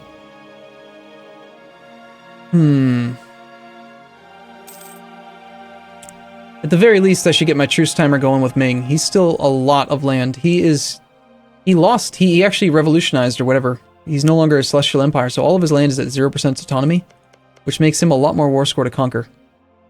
559%. It's gonna take like a lot of wars to chew this guy apart. We got time for it, but it'll take time. So I might as well declare war on him and at the very least feed all of his Senwi's claims. I don't know if I'm going to take all of mine. I probably should, but...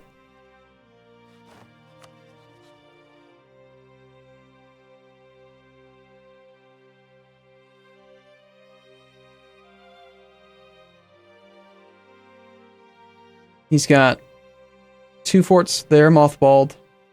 Third. He's got 3 forts that are mothballed right now.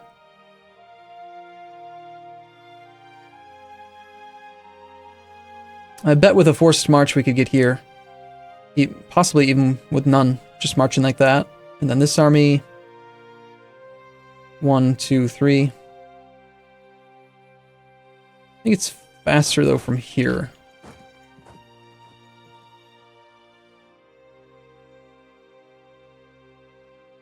It's even faster from here.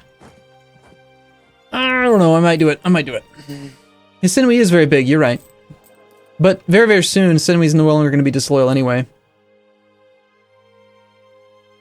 Once I finish the integration of Tongu, which is actually like in September, he will not be a problem anymore because we're going to integrate his 39 troops and relative power will go down by 39 out of all of the men, so it's going to be pretty significant. course, we're also going to lose some diplomatic reputation from annexed subjects. I need to get spying on the Netherlands again.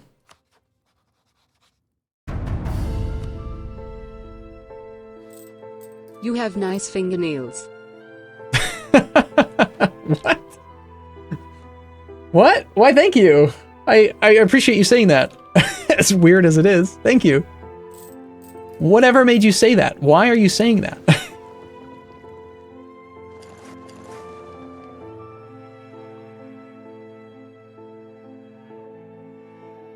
Did I, like, scratch my beard too much and you got a peek?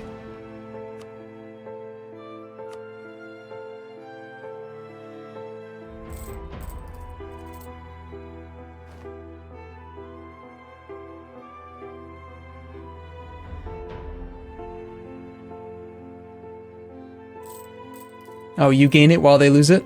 True, but it's a ratio. Their total number of troops versus my total number of troops, so it's not going to be super significant. The more significant part is them losing the 39 troops of their total versus my total, because my total is bigger than theirs, I think, if you add them all up.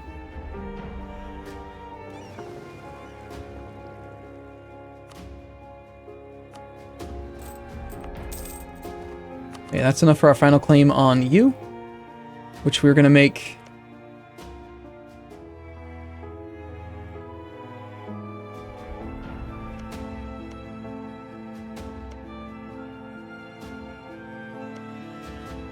okay, so we're done fabricating there.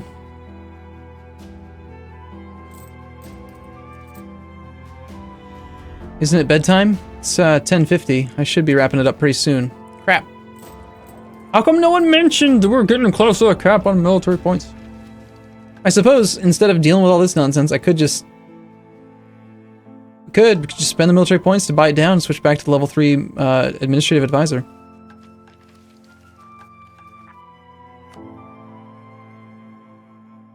This seems like such a horrible waste of monarch points, though.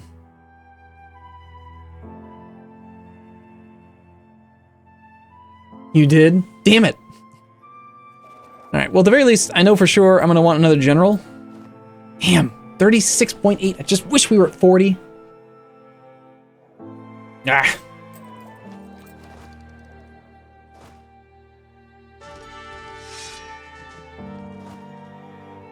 Wow! Holy crap! We just got an 8 pip general on 36.8 tradition. That is really, really good. I was not expecting that. I mean, he's nothing, like, amazing, not in the grand scheme of things, but he's amazing for our numbers. 2231. 36.8. 36.8.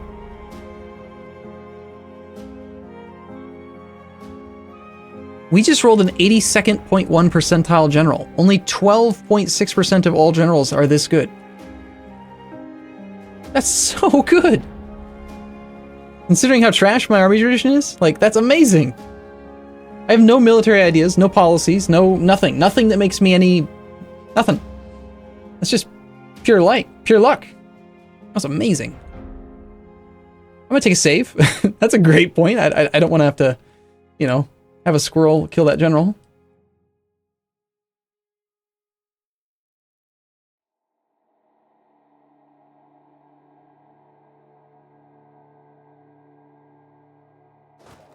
That was a really good general. I'm happy with that. Not only does he have a siege pip, but he's got maneuver. He's an acceptable little man. Okay, what are we doing now? We're going until September. We're going to finish the integration of Tongu. We're going to check truce timers. I love this song. Every time this song comes on, I like it.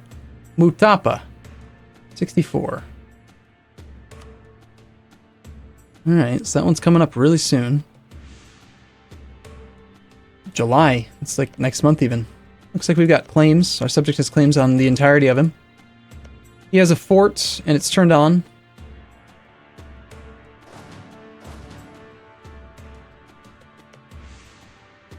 Even with my army there, he has unrest in these provinces. I'm surprised he hasn't had a rebellion yet.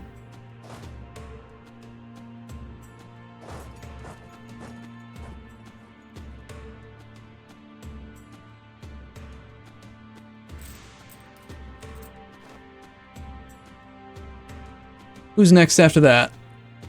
Malwa is pretty soon. That's not till March.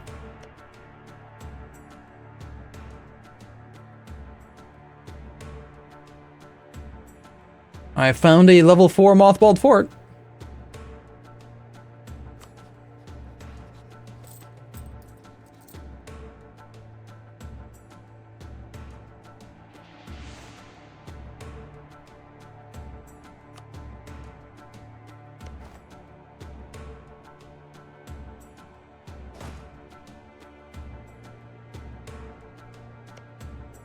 How on earth did I just suddenly get black flagged here? Kinda weird. Why were you allowed to go through that province in the first place? If I was gonna get black flagged by it. Okay, there goes the truce with him. That's Misaraka is not loyal, so he won't help with the war. I do have positive prestige again, so I can try to break alliances and stuff if I need to.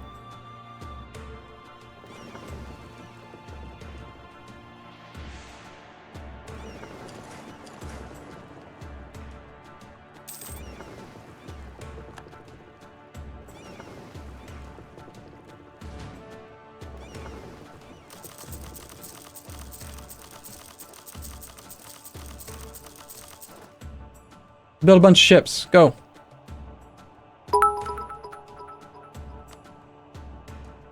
Thanks for being an awesome and always entertaining streamer.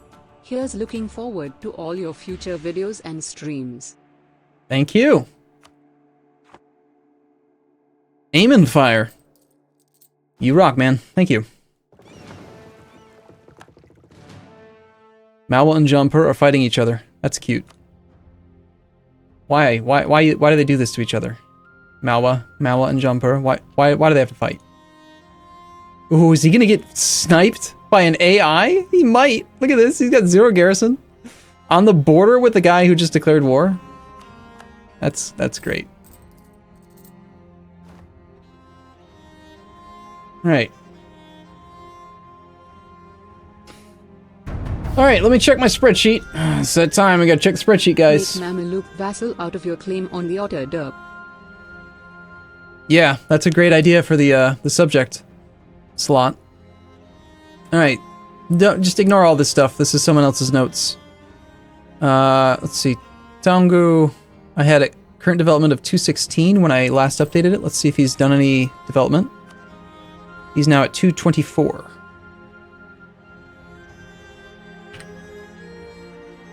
He has no spice development. So the sum base cost is at 788. So with the administrative influence policy, let's just see. This shows 1075. And that's exactly what I'm seeing in game right now when I look at it. So we know that the numbers are correct, which means that the correct actual number is going to be 788. So 788 minus 741. We need 47 Diplo points invested. That's 5 ticks. I don't remember. Does anyone know? Do you actually, if you're integrating at a rate of like 10 per month and you only need 3 more, does it spend 10 or does it spend 3 on the final month? Knowing Paradox, I have to ask. I have to question. Because, you know, it's just Paradox.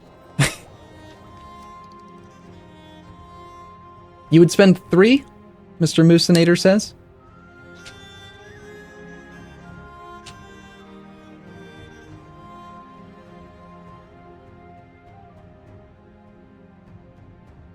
It would be weird if it wasn't 3, you're right. But, knowing Paradox... Well, at the very least, we're going to wait 3 more months, because it was 47 points. We're going to wait 4 more months. 47 points that we need. We're at 741, and we need to be at 788. So let's wait a few more months. Who do we want to spy on? Let's check and see if the Ottomans want to give up some land yet. -31 reasons.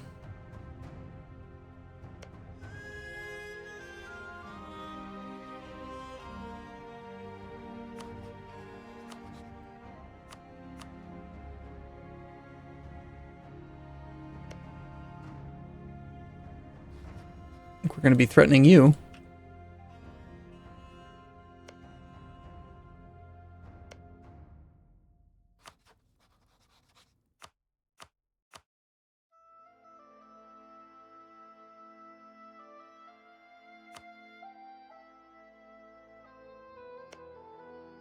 Oh, wow. He'll give up his coastal fort, 27 development province with an estuary. Soon, in 9 months. That's awesome. Yes, please. We'll take that. How is Betsimisaraka doing on his coring? Still 4.35 unrest from overextension. He has not started the process of coring this province. Great. He is starting the coring here. Hasn't started that one. He's not coring all the uncored lands, and I'm about to maybe declare a war for a lot more development from Mutapa. Like, you suck, Betsimisaraka. Why are you so bad, man? Stop trying to catch up on admin. Stay on admin tech 15. He's 5 techs behind because I've been feeding him so much land. Alright, fine. I won't give him any more land, you stupid little dummy bastard idiot guy.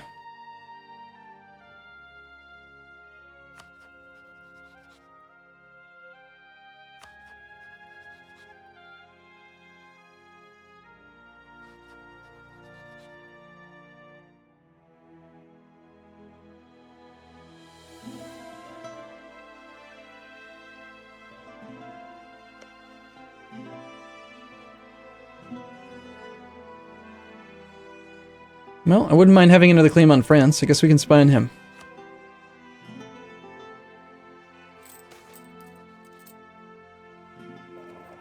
That sucks.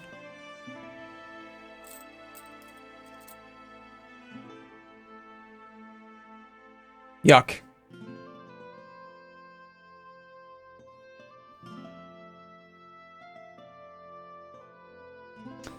Oh well, it is what it is. Eventually I'm going to want to buy that down. I don't want it to go above 5. I don't want the financial ruin event, but that just cost me like, it looks like 20 ducats a month. It feels like it. We were making 300. Yuck. Nasty event. I don't want the positive 3 stability. Cologne is now pieced out. He's just knocking them out one by one.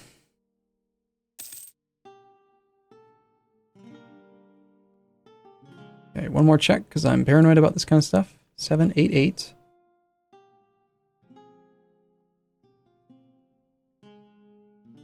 27. Okay, we still got 3 months to go. Well, 2 months, then we gotta turn it on.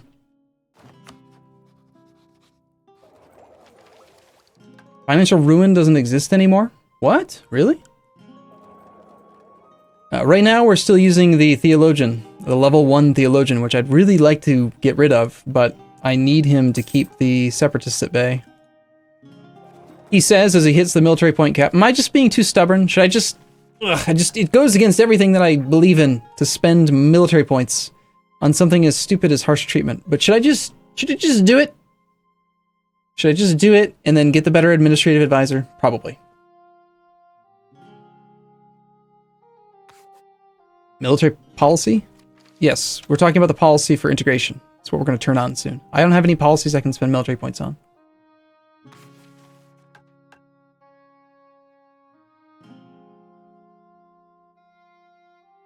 What else would I spend them on?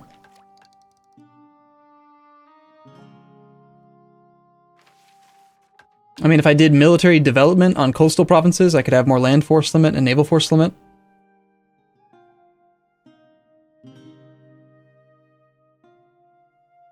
Alright, fine. Just gonna do it. Ugh, just feels so dirty.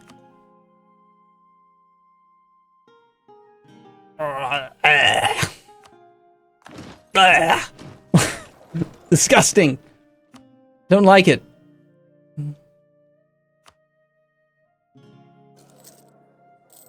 Yuck.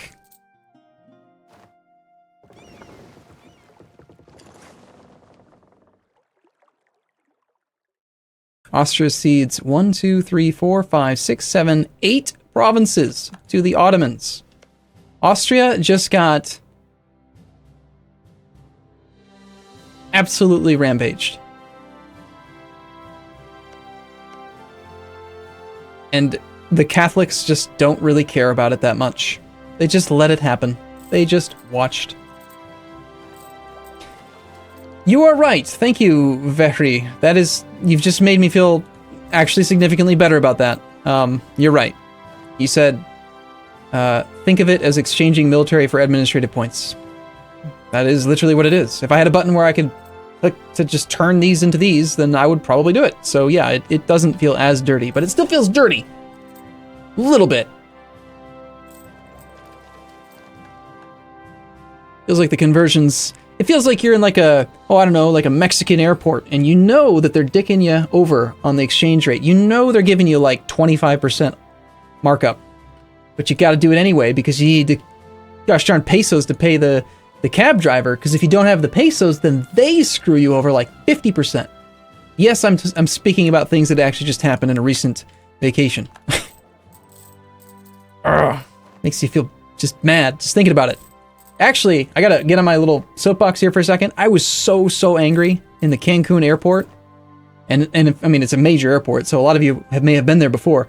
I was so pissed because when you get out of the airport, when you get out of the airplane in the Cancun airport in Mexico, as you're leaving the terminal, after you go through security, there's this big, huge room that you walk through to get to ground transportation, right? There's these massive doors at the end of this big, huge room. And it looks like you're in like a, I don't know, like a kitchen cafeteria or something. It's just this massive room.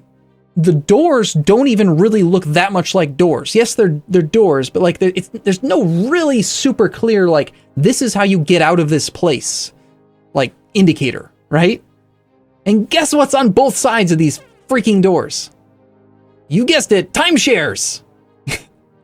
The second you try to walk through the exit to get the hell out of the airport, you are ambushed on both sides by assholes trying to sell you timeshares. And my wife, bless her heart, she's so nice that she never doesn't talk to someone who talks to her.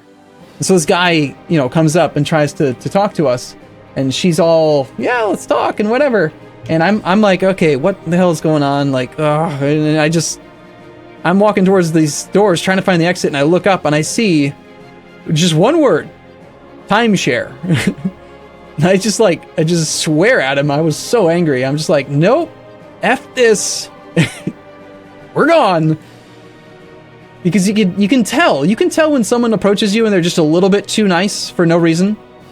I mean, it's one thing when someone walks up to you and they're nice because they like want to know what time it is or something. They're like, hey, how's it going? Do you have the time? Right? Like, you can be friendly for no real reason if you're trying to get something small. But when someone's like really friendly, overly friendly and smiles for no apparent reason, they're trying to sell you something else. And I was just so angry at the audacity of the Mexican Cancun airport to build their entire freaking airport around that concept of forcing you like a goddamn sheep through this big room so they can ambush you when you are tired and exhausted from airplane travel and just want to get to your freaking hotel. They ambush you with timeshare sales. Yes, you're right. I did sell stuff to people. I was an insurance agent for 6.5 years. But I made appointments with them. They welcomed me into their home. They knew I was probably going to try to sell them something, but it was on their terms, in their own home, when they knew I was coming. Never me ambushing them. I never like showed up on some random person's doorstep and said, hey, let me in. I want to sell you a vacuum cleaner. Here's this Kirby, big, huge it's $2,000 vacuum cleaner. You need to buy right now. Yes, I'm, again, speaking from experience. My dad bought a $2,000 vacuum cleaner when I was a child, when I was younger, because, yeah, people do that. They did that. Ridiculous. Absolutely ridiculous. It was a really good vacuum cleaner. Sorry, what is a timeshare? Oh, okay. If you're not familiar, a timeshare is a method by which companies just steal money from you for extended periods of time, for no real good positive benefit to you. And what they're actually doing is they sell you on the concept of being able to stay in usually it's a collection of hotels across the world that are part of a program or a group, and by paying X number of dollars per month or upfront, you have the right to use your timeshare once per year, or X number of weeks per year, or X number of weeks per the period of the contract, whatever. And then you can stay at any hotel that's within their program, and it's discounted or paid for. So, for example, we were able to, stay at some hotel for a week once a year, and yeah, no. It's just not a good deal. It's never a good deal. If it were a good deal, they wouldn't be offering it. Think about it that way. If you were actually saving money on these hotels by doing it, why would they still be offering it? It's to their benefit. It's like a casino, right? Casinos exist because they make money. If you think you're going to go to a casino and make a profit, then you're stupid. If you consistently go to a casino for anything other than entertainment, you are an idiot, and you will continue to lose money over the long run. You might have one lucky night where you make $500 on a slot machine or playing blackjack, and then that memory will stick in the forefront of your mind the next time you think about going gambling, and you'll just somehow magically forget about the 10 other times you went and you lost 50 or 100. And then when you actually sum it up at the end of the year and you lost 1,000 but only made 500 that one time, you'll still think you made 500. Because the human mind is kind of stupid in some ways. It's called, so is this an example of selection bias? Or is it, anyway, I've gotten very, very distracted. Yeah, exactly. You're either an idiot or a cheat. That's a fair way of putting it. You might work at MIT or something. What were we doing before I got on my little thing about something? Why did I even get on that? I don't remember now. Okay, Fab again in the Netherlands. We are about to get our final claim on Ayutthaya. Floppy Flop. Thank you for your subscription.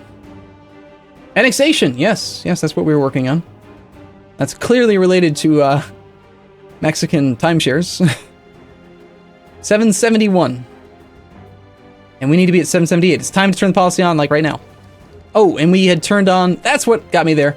I just spent military monarch points, and I felt like I was getting screwed over, and I knew I was getting screwed over, and that's how I got on it. Okay, gotcha. Time to turn the policy on.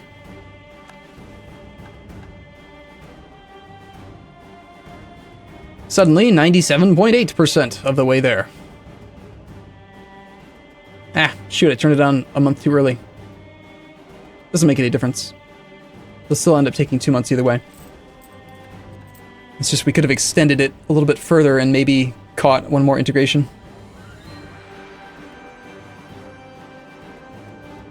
This one's still going to be done well within the 10 years, so.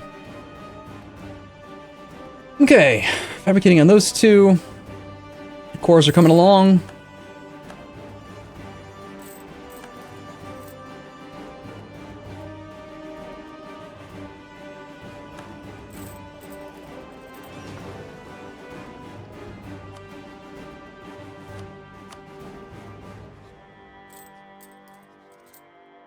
Okay. I didn't take a backup save before turning that policy on. Probably should have, although can't imagine that I would really ever do this differently.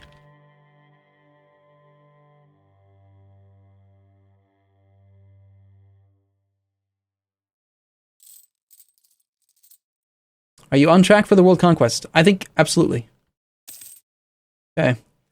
This will be our final year that we get to have our power projection above 50, possibly for the rest of the game. Who knows? I don't know if I'm going to be given another opportunity for a rival. We shall see.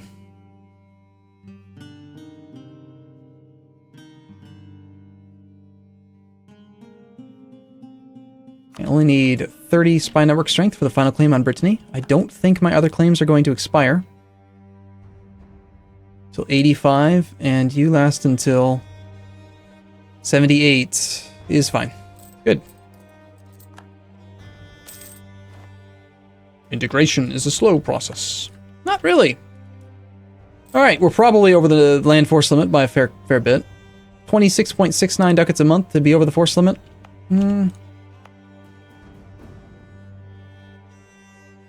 Wow, he built a level 6 fort in the flat terrain of Ava? Why? Why did you do this?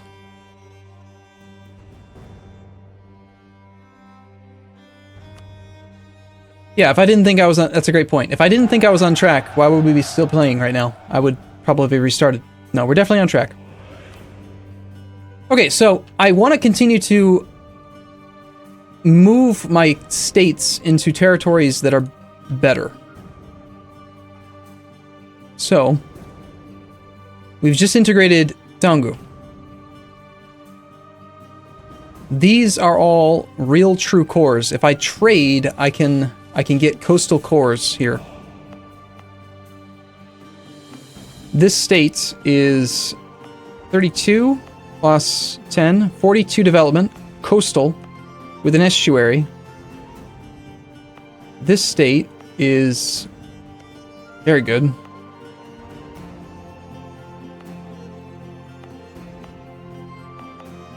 (35) development with an estuary. Granted, the autonomy will be at 60% right now.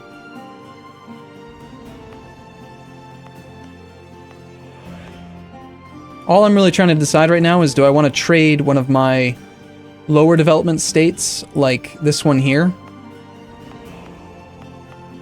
for this coastal one up here?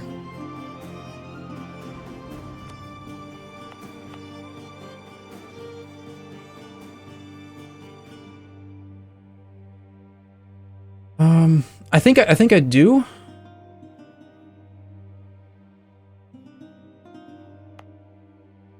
And again, when we finish integrating Orissa, I'm going to want to do the same thing, and this one I think is even better. 15, 7, 21, 19, so that's 40, 47, 57, 62 development. That's a huge state, all on the coast. Double estuaries. Much longer till we just get more states. Maybe I can avoid having to get rid of any right now. Let's see, we get more states in Admin 50, 24. Ugh, it's a long ways away. Oh well, I think we just ignore it for now. Just wait, let the autonomy come down. I can't even lower the autonomy unless I make it into a state, though. And I can't, like, make it a state and then abandon the state, because that would actually make the cores go away. So I guess we just wait.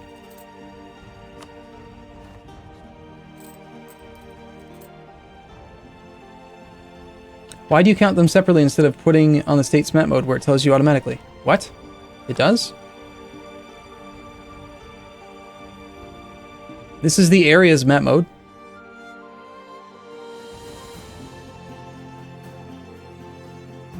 Holy shit, I've never noticed that in the tooltip. You are right.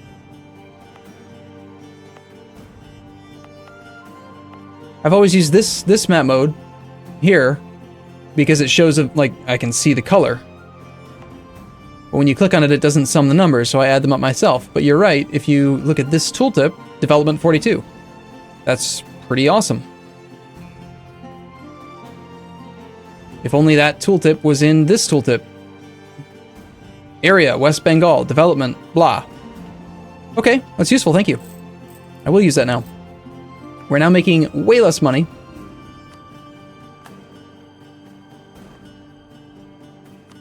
Sure, have fun, Malwa. Duke it out. Beat the snot out of each other.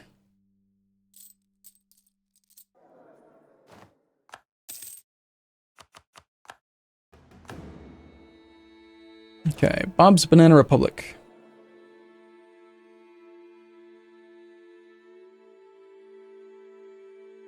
He's at 8 cities right now.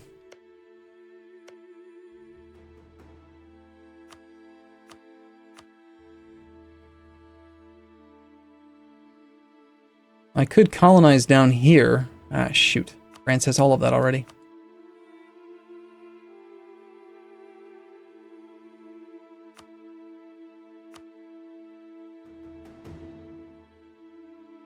There's really only up here that I can even do.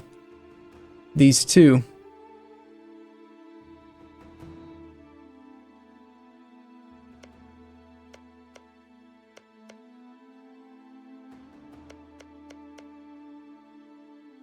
I can't get my merchant out of him. Need to go to war with France soon.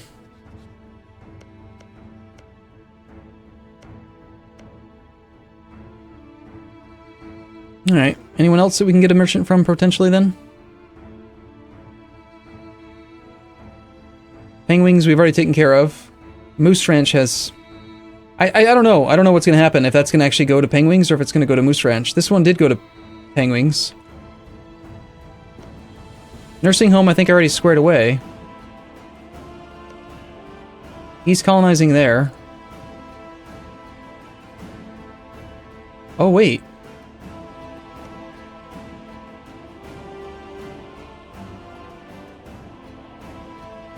Why has this land all gone to Tea Party? I thought I colonized one down here and I thought that it was going to go to Nursing Home. I have no idea how it decides when you have two colonial nations in one region. But I guess we're going to colonize another one in Bob's Nursing Home, see if we can get a colonial guy there. Okay, I need to let some more time pass. I need to... Ooh, demand Diplo support. Why, yes, please and thank you.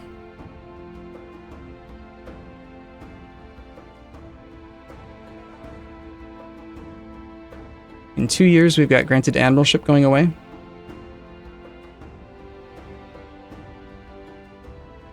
Or we could just trade some money. Have a little bit less trade efficiency in order to have... Whatever, I think we do that. Maybe.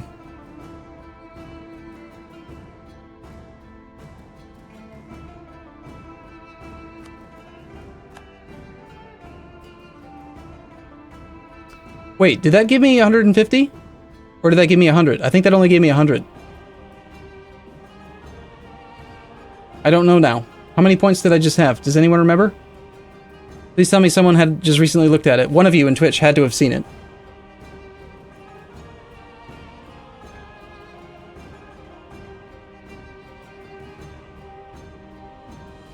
I know it said 150, but as I clicked the button, it updated from 75% down to 60%, and at 60% influence, you only get 100 points. Okay, I've had a couple of people say I was at 352. Okay, interesting. That's pretty good. Okay, all right, excellent.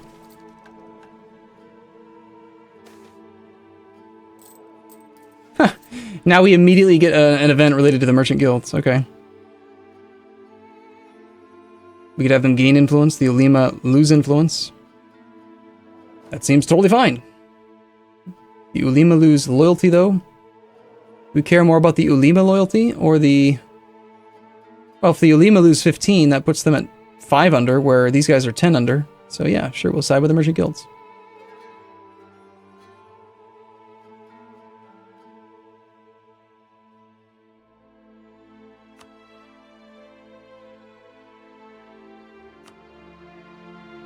Are your subjects listening to you now? The Senwi's loyal.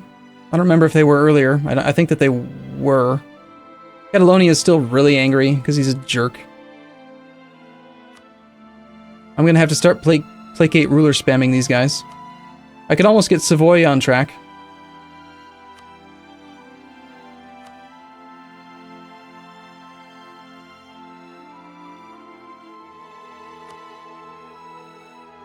Giving them manpower is actually something I might start doing soon, because I don't need this manpower. But it doesn't benefit me to give manpower to a nation that's currently disloyal. That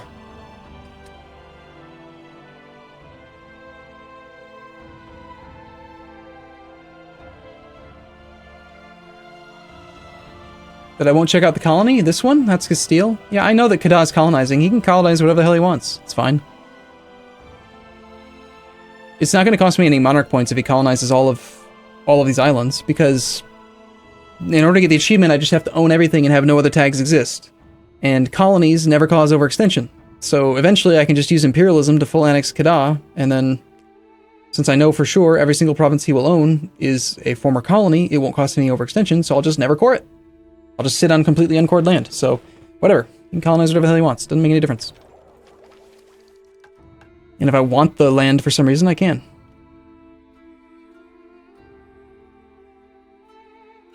Now we have a mission from Moshi. Interesting.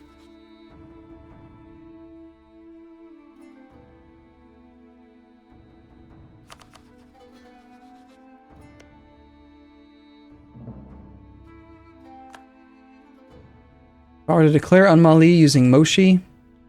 We have to fight Tlemcen.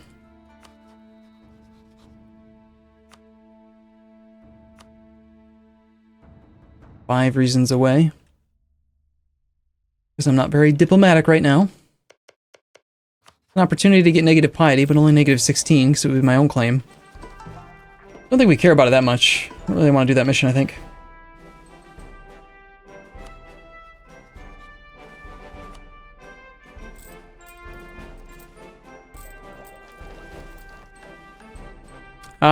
Colonial nations don't count. Like, technically the Three Mountains is that no nation, no tags can exist that aren't yours or a subject.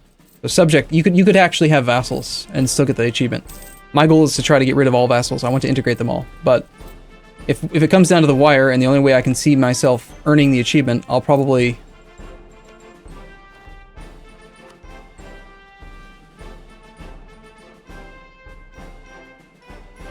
just keep some subjects around.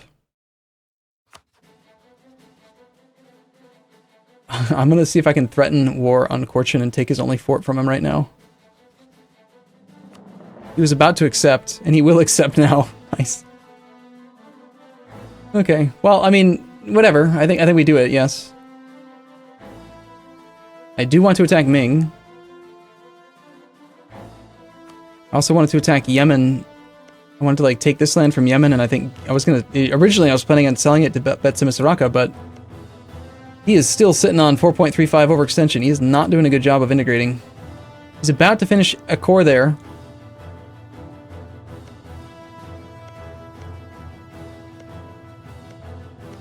Look at this. He's got 1, 2, 3 provinces that he hasn't even started coring yet. I can't really afford to give him more land.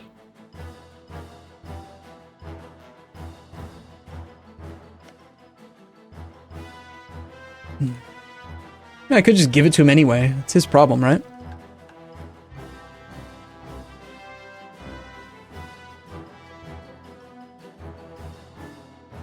Yeah, I'm gonna take this province from Korchin.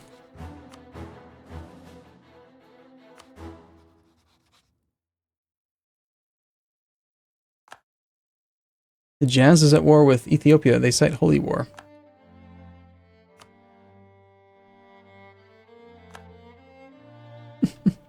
Thank you for your gold mine, Korchin. Oh, it's a beautiful thing.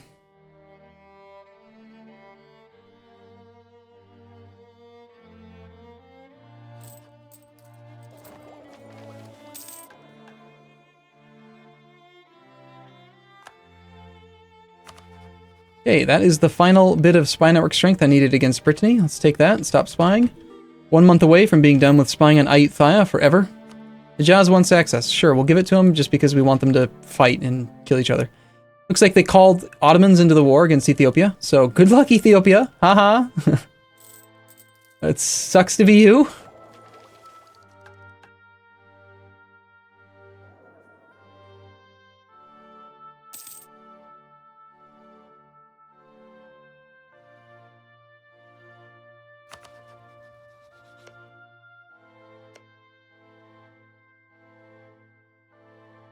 Okay, I am going to want another claim on Korchin, I think. I'm going to want to claim on Manchu.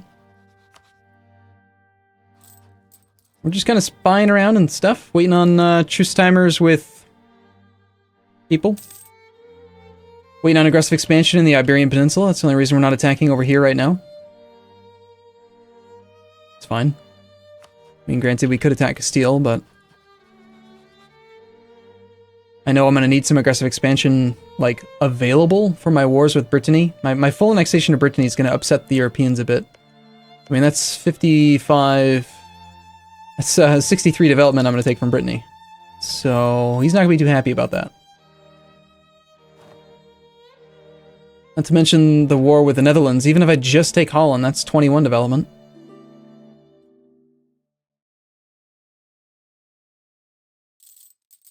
Maybe get a claim on Cow? The next claim on France. Just try to take all the estuaries in the English Channel in preparation for moving there. Yeah, the incoming drop under 50 power projection is going to piss me off, but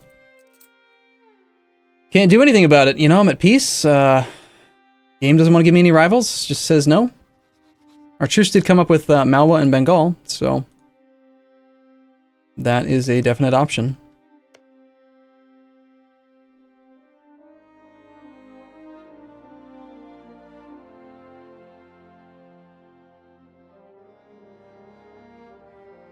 I think that's more important than the claim on Manchu.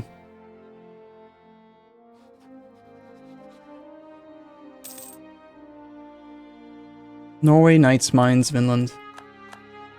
That is a truce timer from when I integrated the other guy. Also, I never did anything with his inherited army. I'm just sitting over the force limit.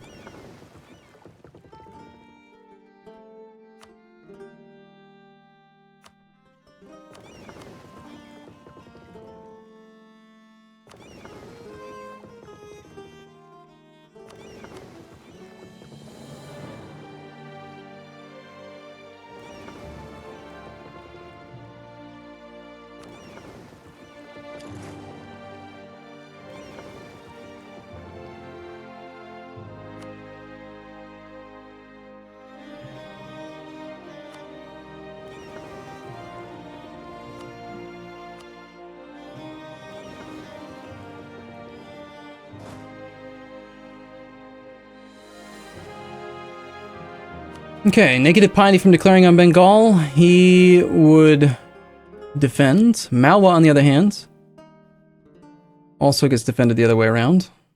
Malwa is currently winning their war like crazy.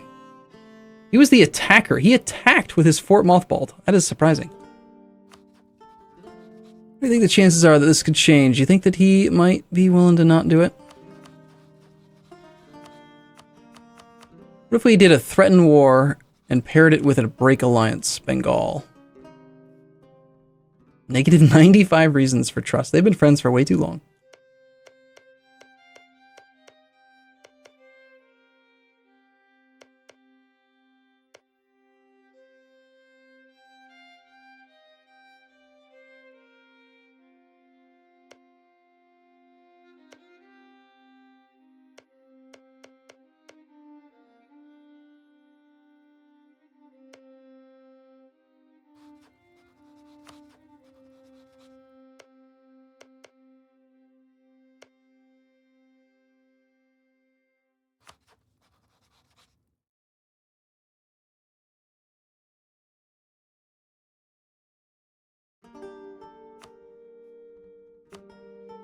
I'm gonna do this threat.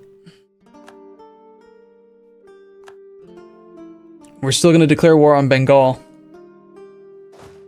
If we're gonna have a truce with him and I'm not gonna take any land from him anyway, and I don't want to co-belligerent him, we might as well threaten first. That's my logic there.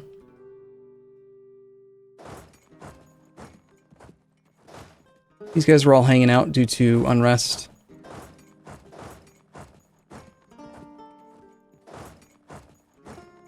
That's what they were working on. Okay, I'm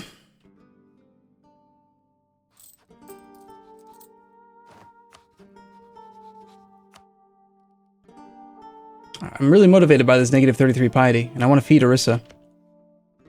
Then again, Orissa's being integrated in like 4 years. He should have time to finish the course, though.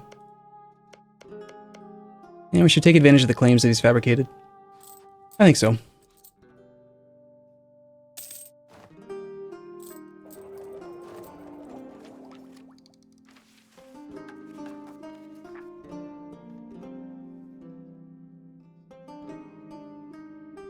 Too many military points, nothing to spend them on.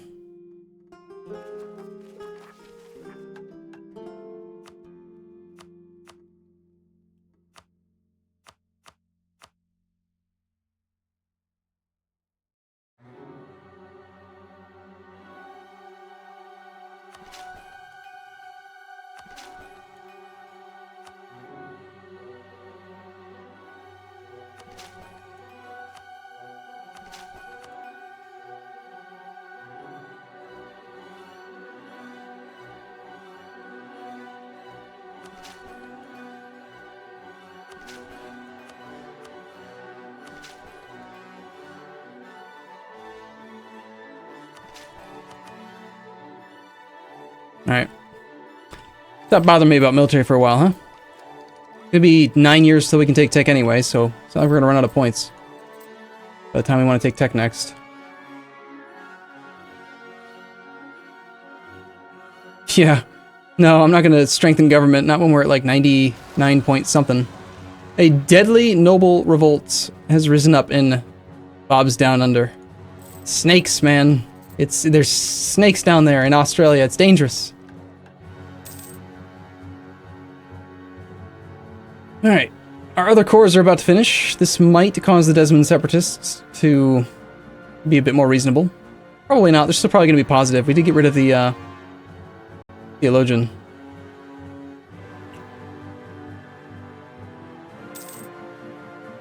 Yeah, they're still at 2.2. Okay. Problem with him being at war is that they're going to have all their forts on, which is really annoying. Still, the siege won't take very long. Then again, not like I'm going to be pressed for time for integrating them. I think I might just wait a few years, wait for them to be done with their war and turn their forts off and make my war easier. I'm not going to run out of time with those guys. People I need to be more concerned about time-wise are like the Ottomans and Russia. On the other hand, I have monarch points. We might as well steal some land. I think let's just do it.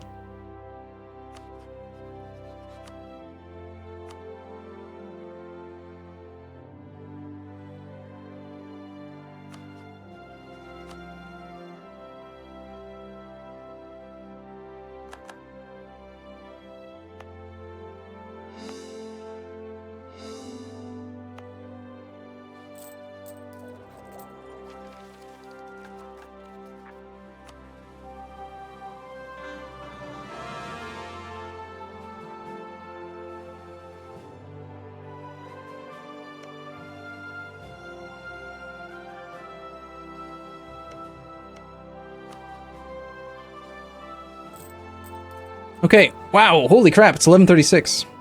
I'm 36 minutes past where I was supposed to stop. Base tax in Delhi. The Pan-Lo family will consider us to be in their debt. No.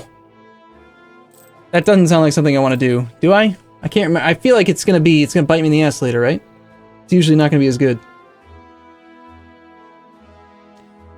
I'm going to finish integrating Orissa, but I'm going to finish integrating Orissa slower than the amount of time it'll take them to do the cores, which means that I can continue to integrate more land via Diplo points, which is cheaper for me.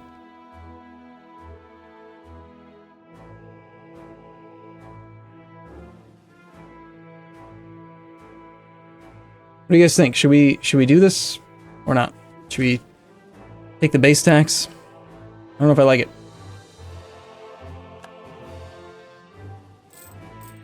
Also,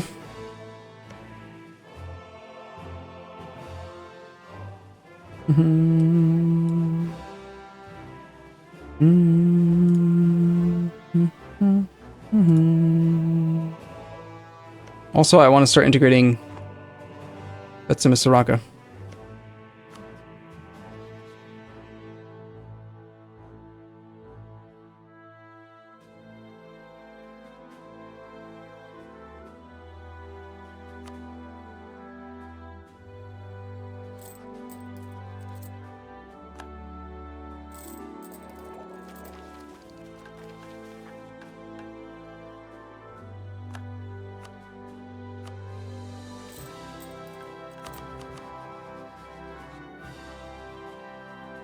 Oh, I already had enough for France. Shoot. I only want the one claim. I don't need more than one claim on him.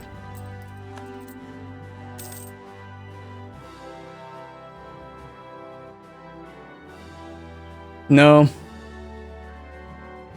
There's very little that I can do down here. Congo is no longer valid. They're all technologically too technologically advanced for me to protectorate again. They've got to be like more than 50% different to be allowed to be a protectorate, and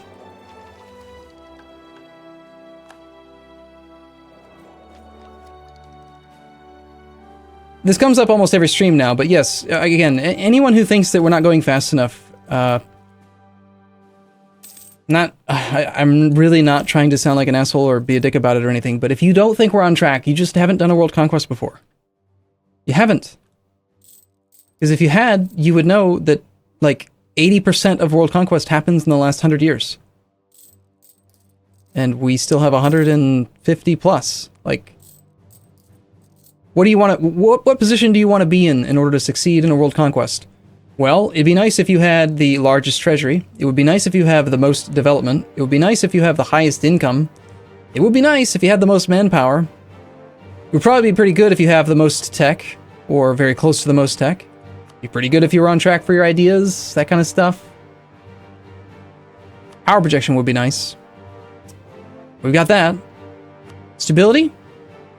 Got that. Don't have any prestige. Ida somehow has 29% inflation. How'd that happen? So anyway, yeah, we're on track. Don't worry about it. We're gonna be fine. Most conquest happens with imperialism and with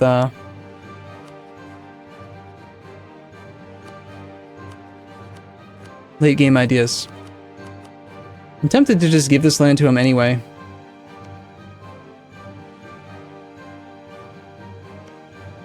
'27 development. He's on admin 15, which means that he doesn't have that, so that's 27 overextension. That's 1.35 unrest. And he is at... That would actually put him over 100% overextension. That would be bad. Fine, I'm not going to do it to him. What tech is imperialism? Imperialism is in 2 diplotechs.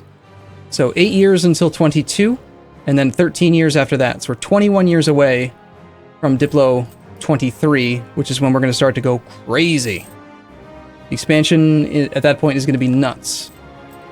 Not only do we get imperialism, but we also get access to client states. Also, worth mentioning is that I am at 5 out of 6 relations, and we should really be releasing another subject soon. Most notably, like, the Mamluks, maybe?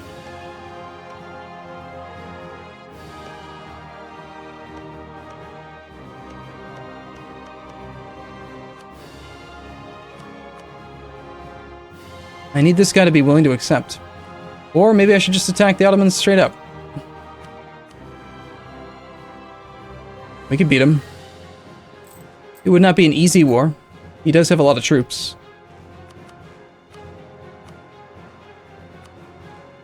Ottomans have 304 force limit, 174,000 troops. I've got 3 times that. They've got 5,000 manpower. I've got 260k. And again, did I mention that my income is, it's pretty good? My income is like 5 times theirs. So, we could beat him, but it would still take some effort. He wouldn't just cave in right away. If you get land to the Ottomans, they might be a valid rival. I don't want to re-influence him, no.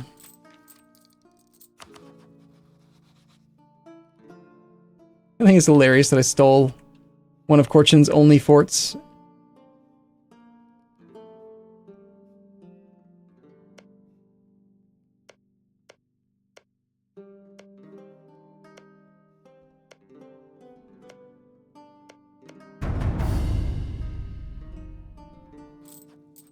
Cataphracti! Thank you for your subscription. Russia's apparently guaranteeing Lithuania now.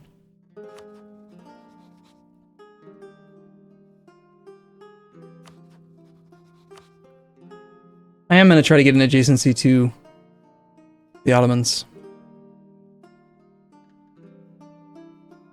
The Jazz being expanded over onto this side. Ugh. National traditions of Hejaz will make this land more expensive? Oh, it's a policy that he turned on. Yuck. Turn that crap off, you bastard. My subject insulted France.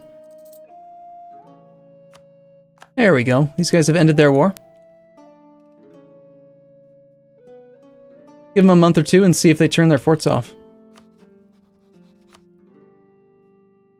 And then I've got to wrap the stream up at some point. Ooh, this army is weird. What's up with this army? There must be some troops from the... What? These 16s are appropriate, but what the hell is this thing? Supposed to be 32, 2, and 16. What?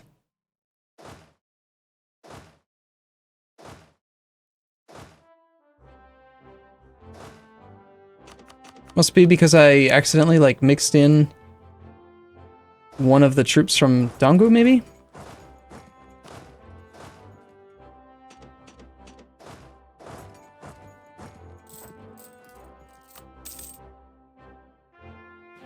No, you can't have access.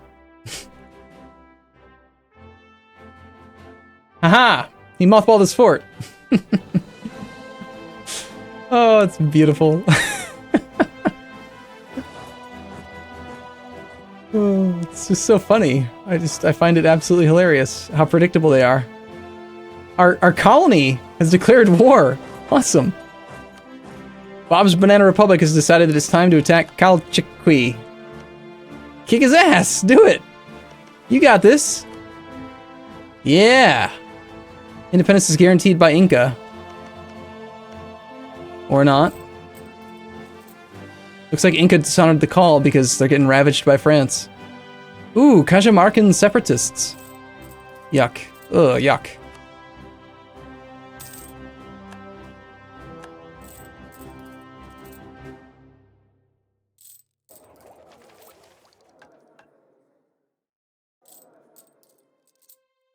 No, you don't have to worry about empty territories. You don't have to colonize the world or anything to get the achievement. You can safely just ignore that.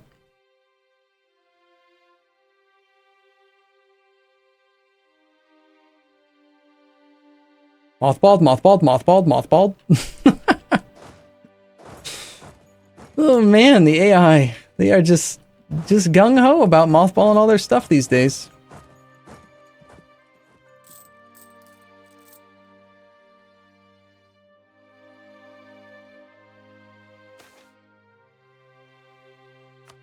Wait.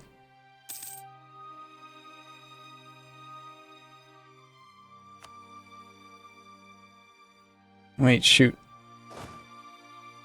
I swung this whole army over here.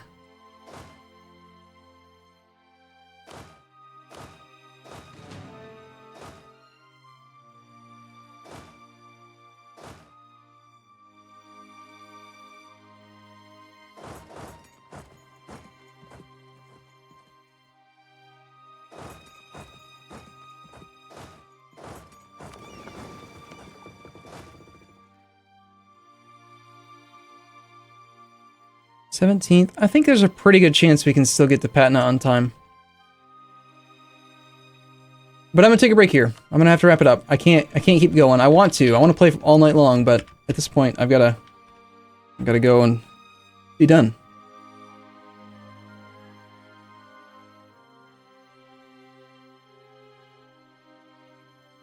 Okay, so I will see you guys in the next episode. As always, thank you for watching. I'm gonna wrap it up here. I'll see you in a bit.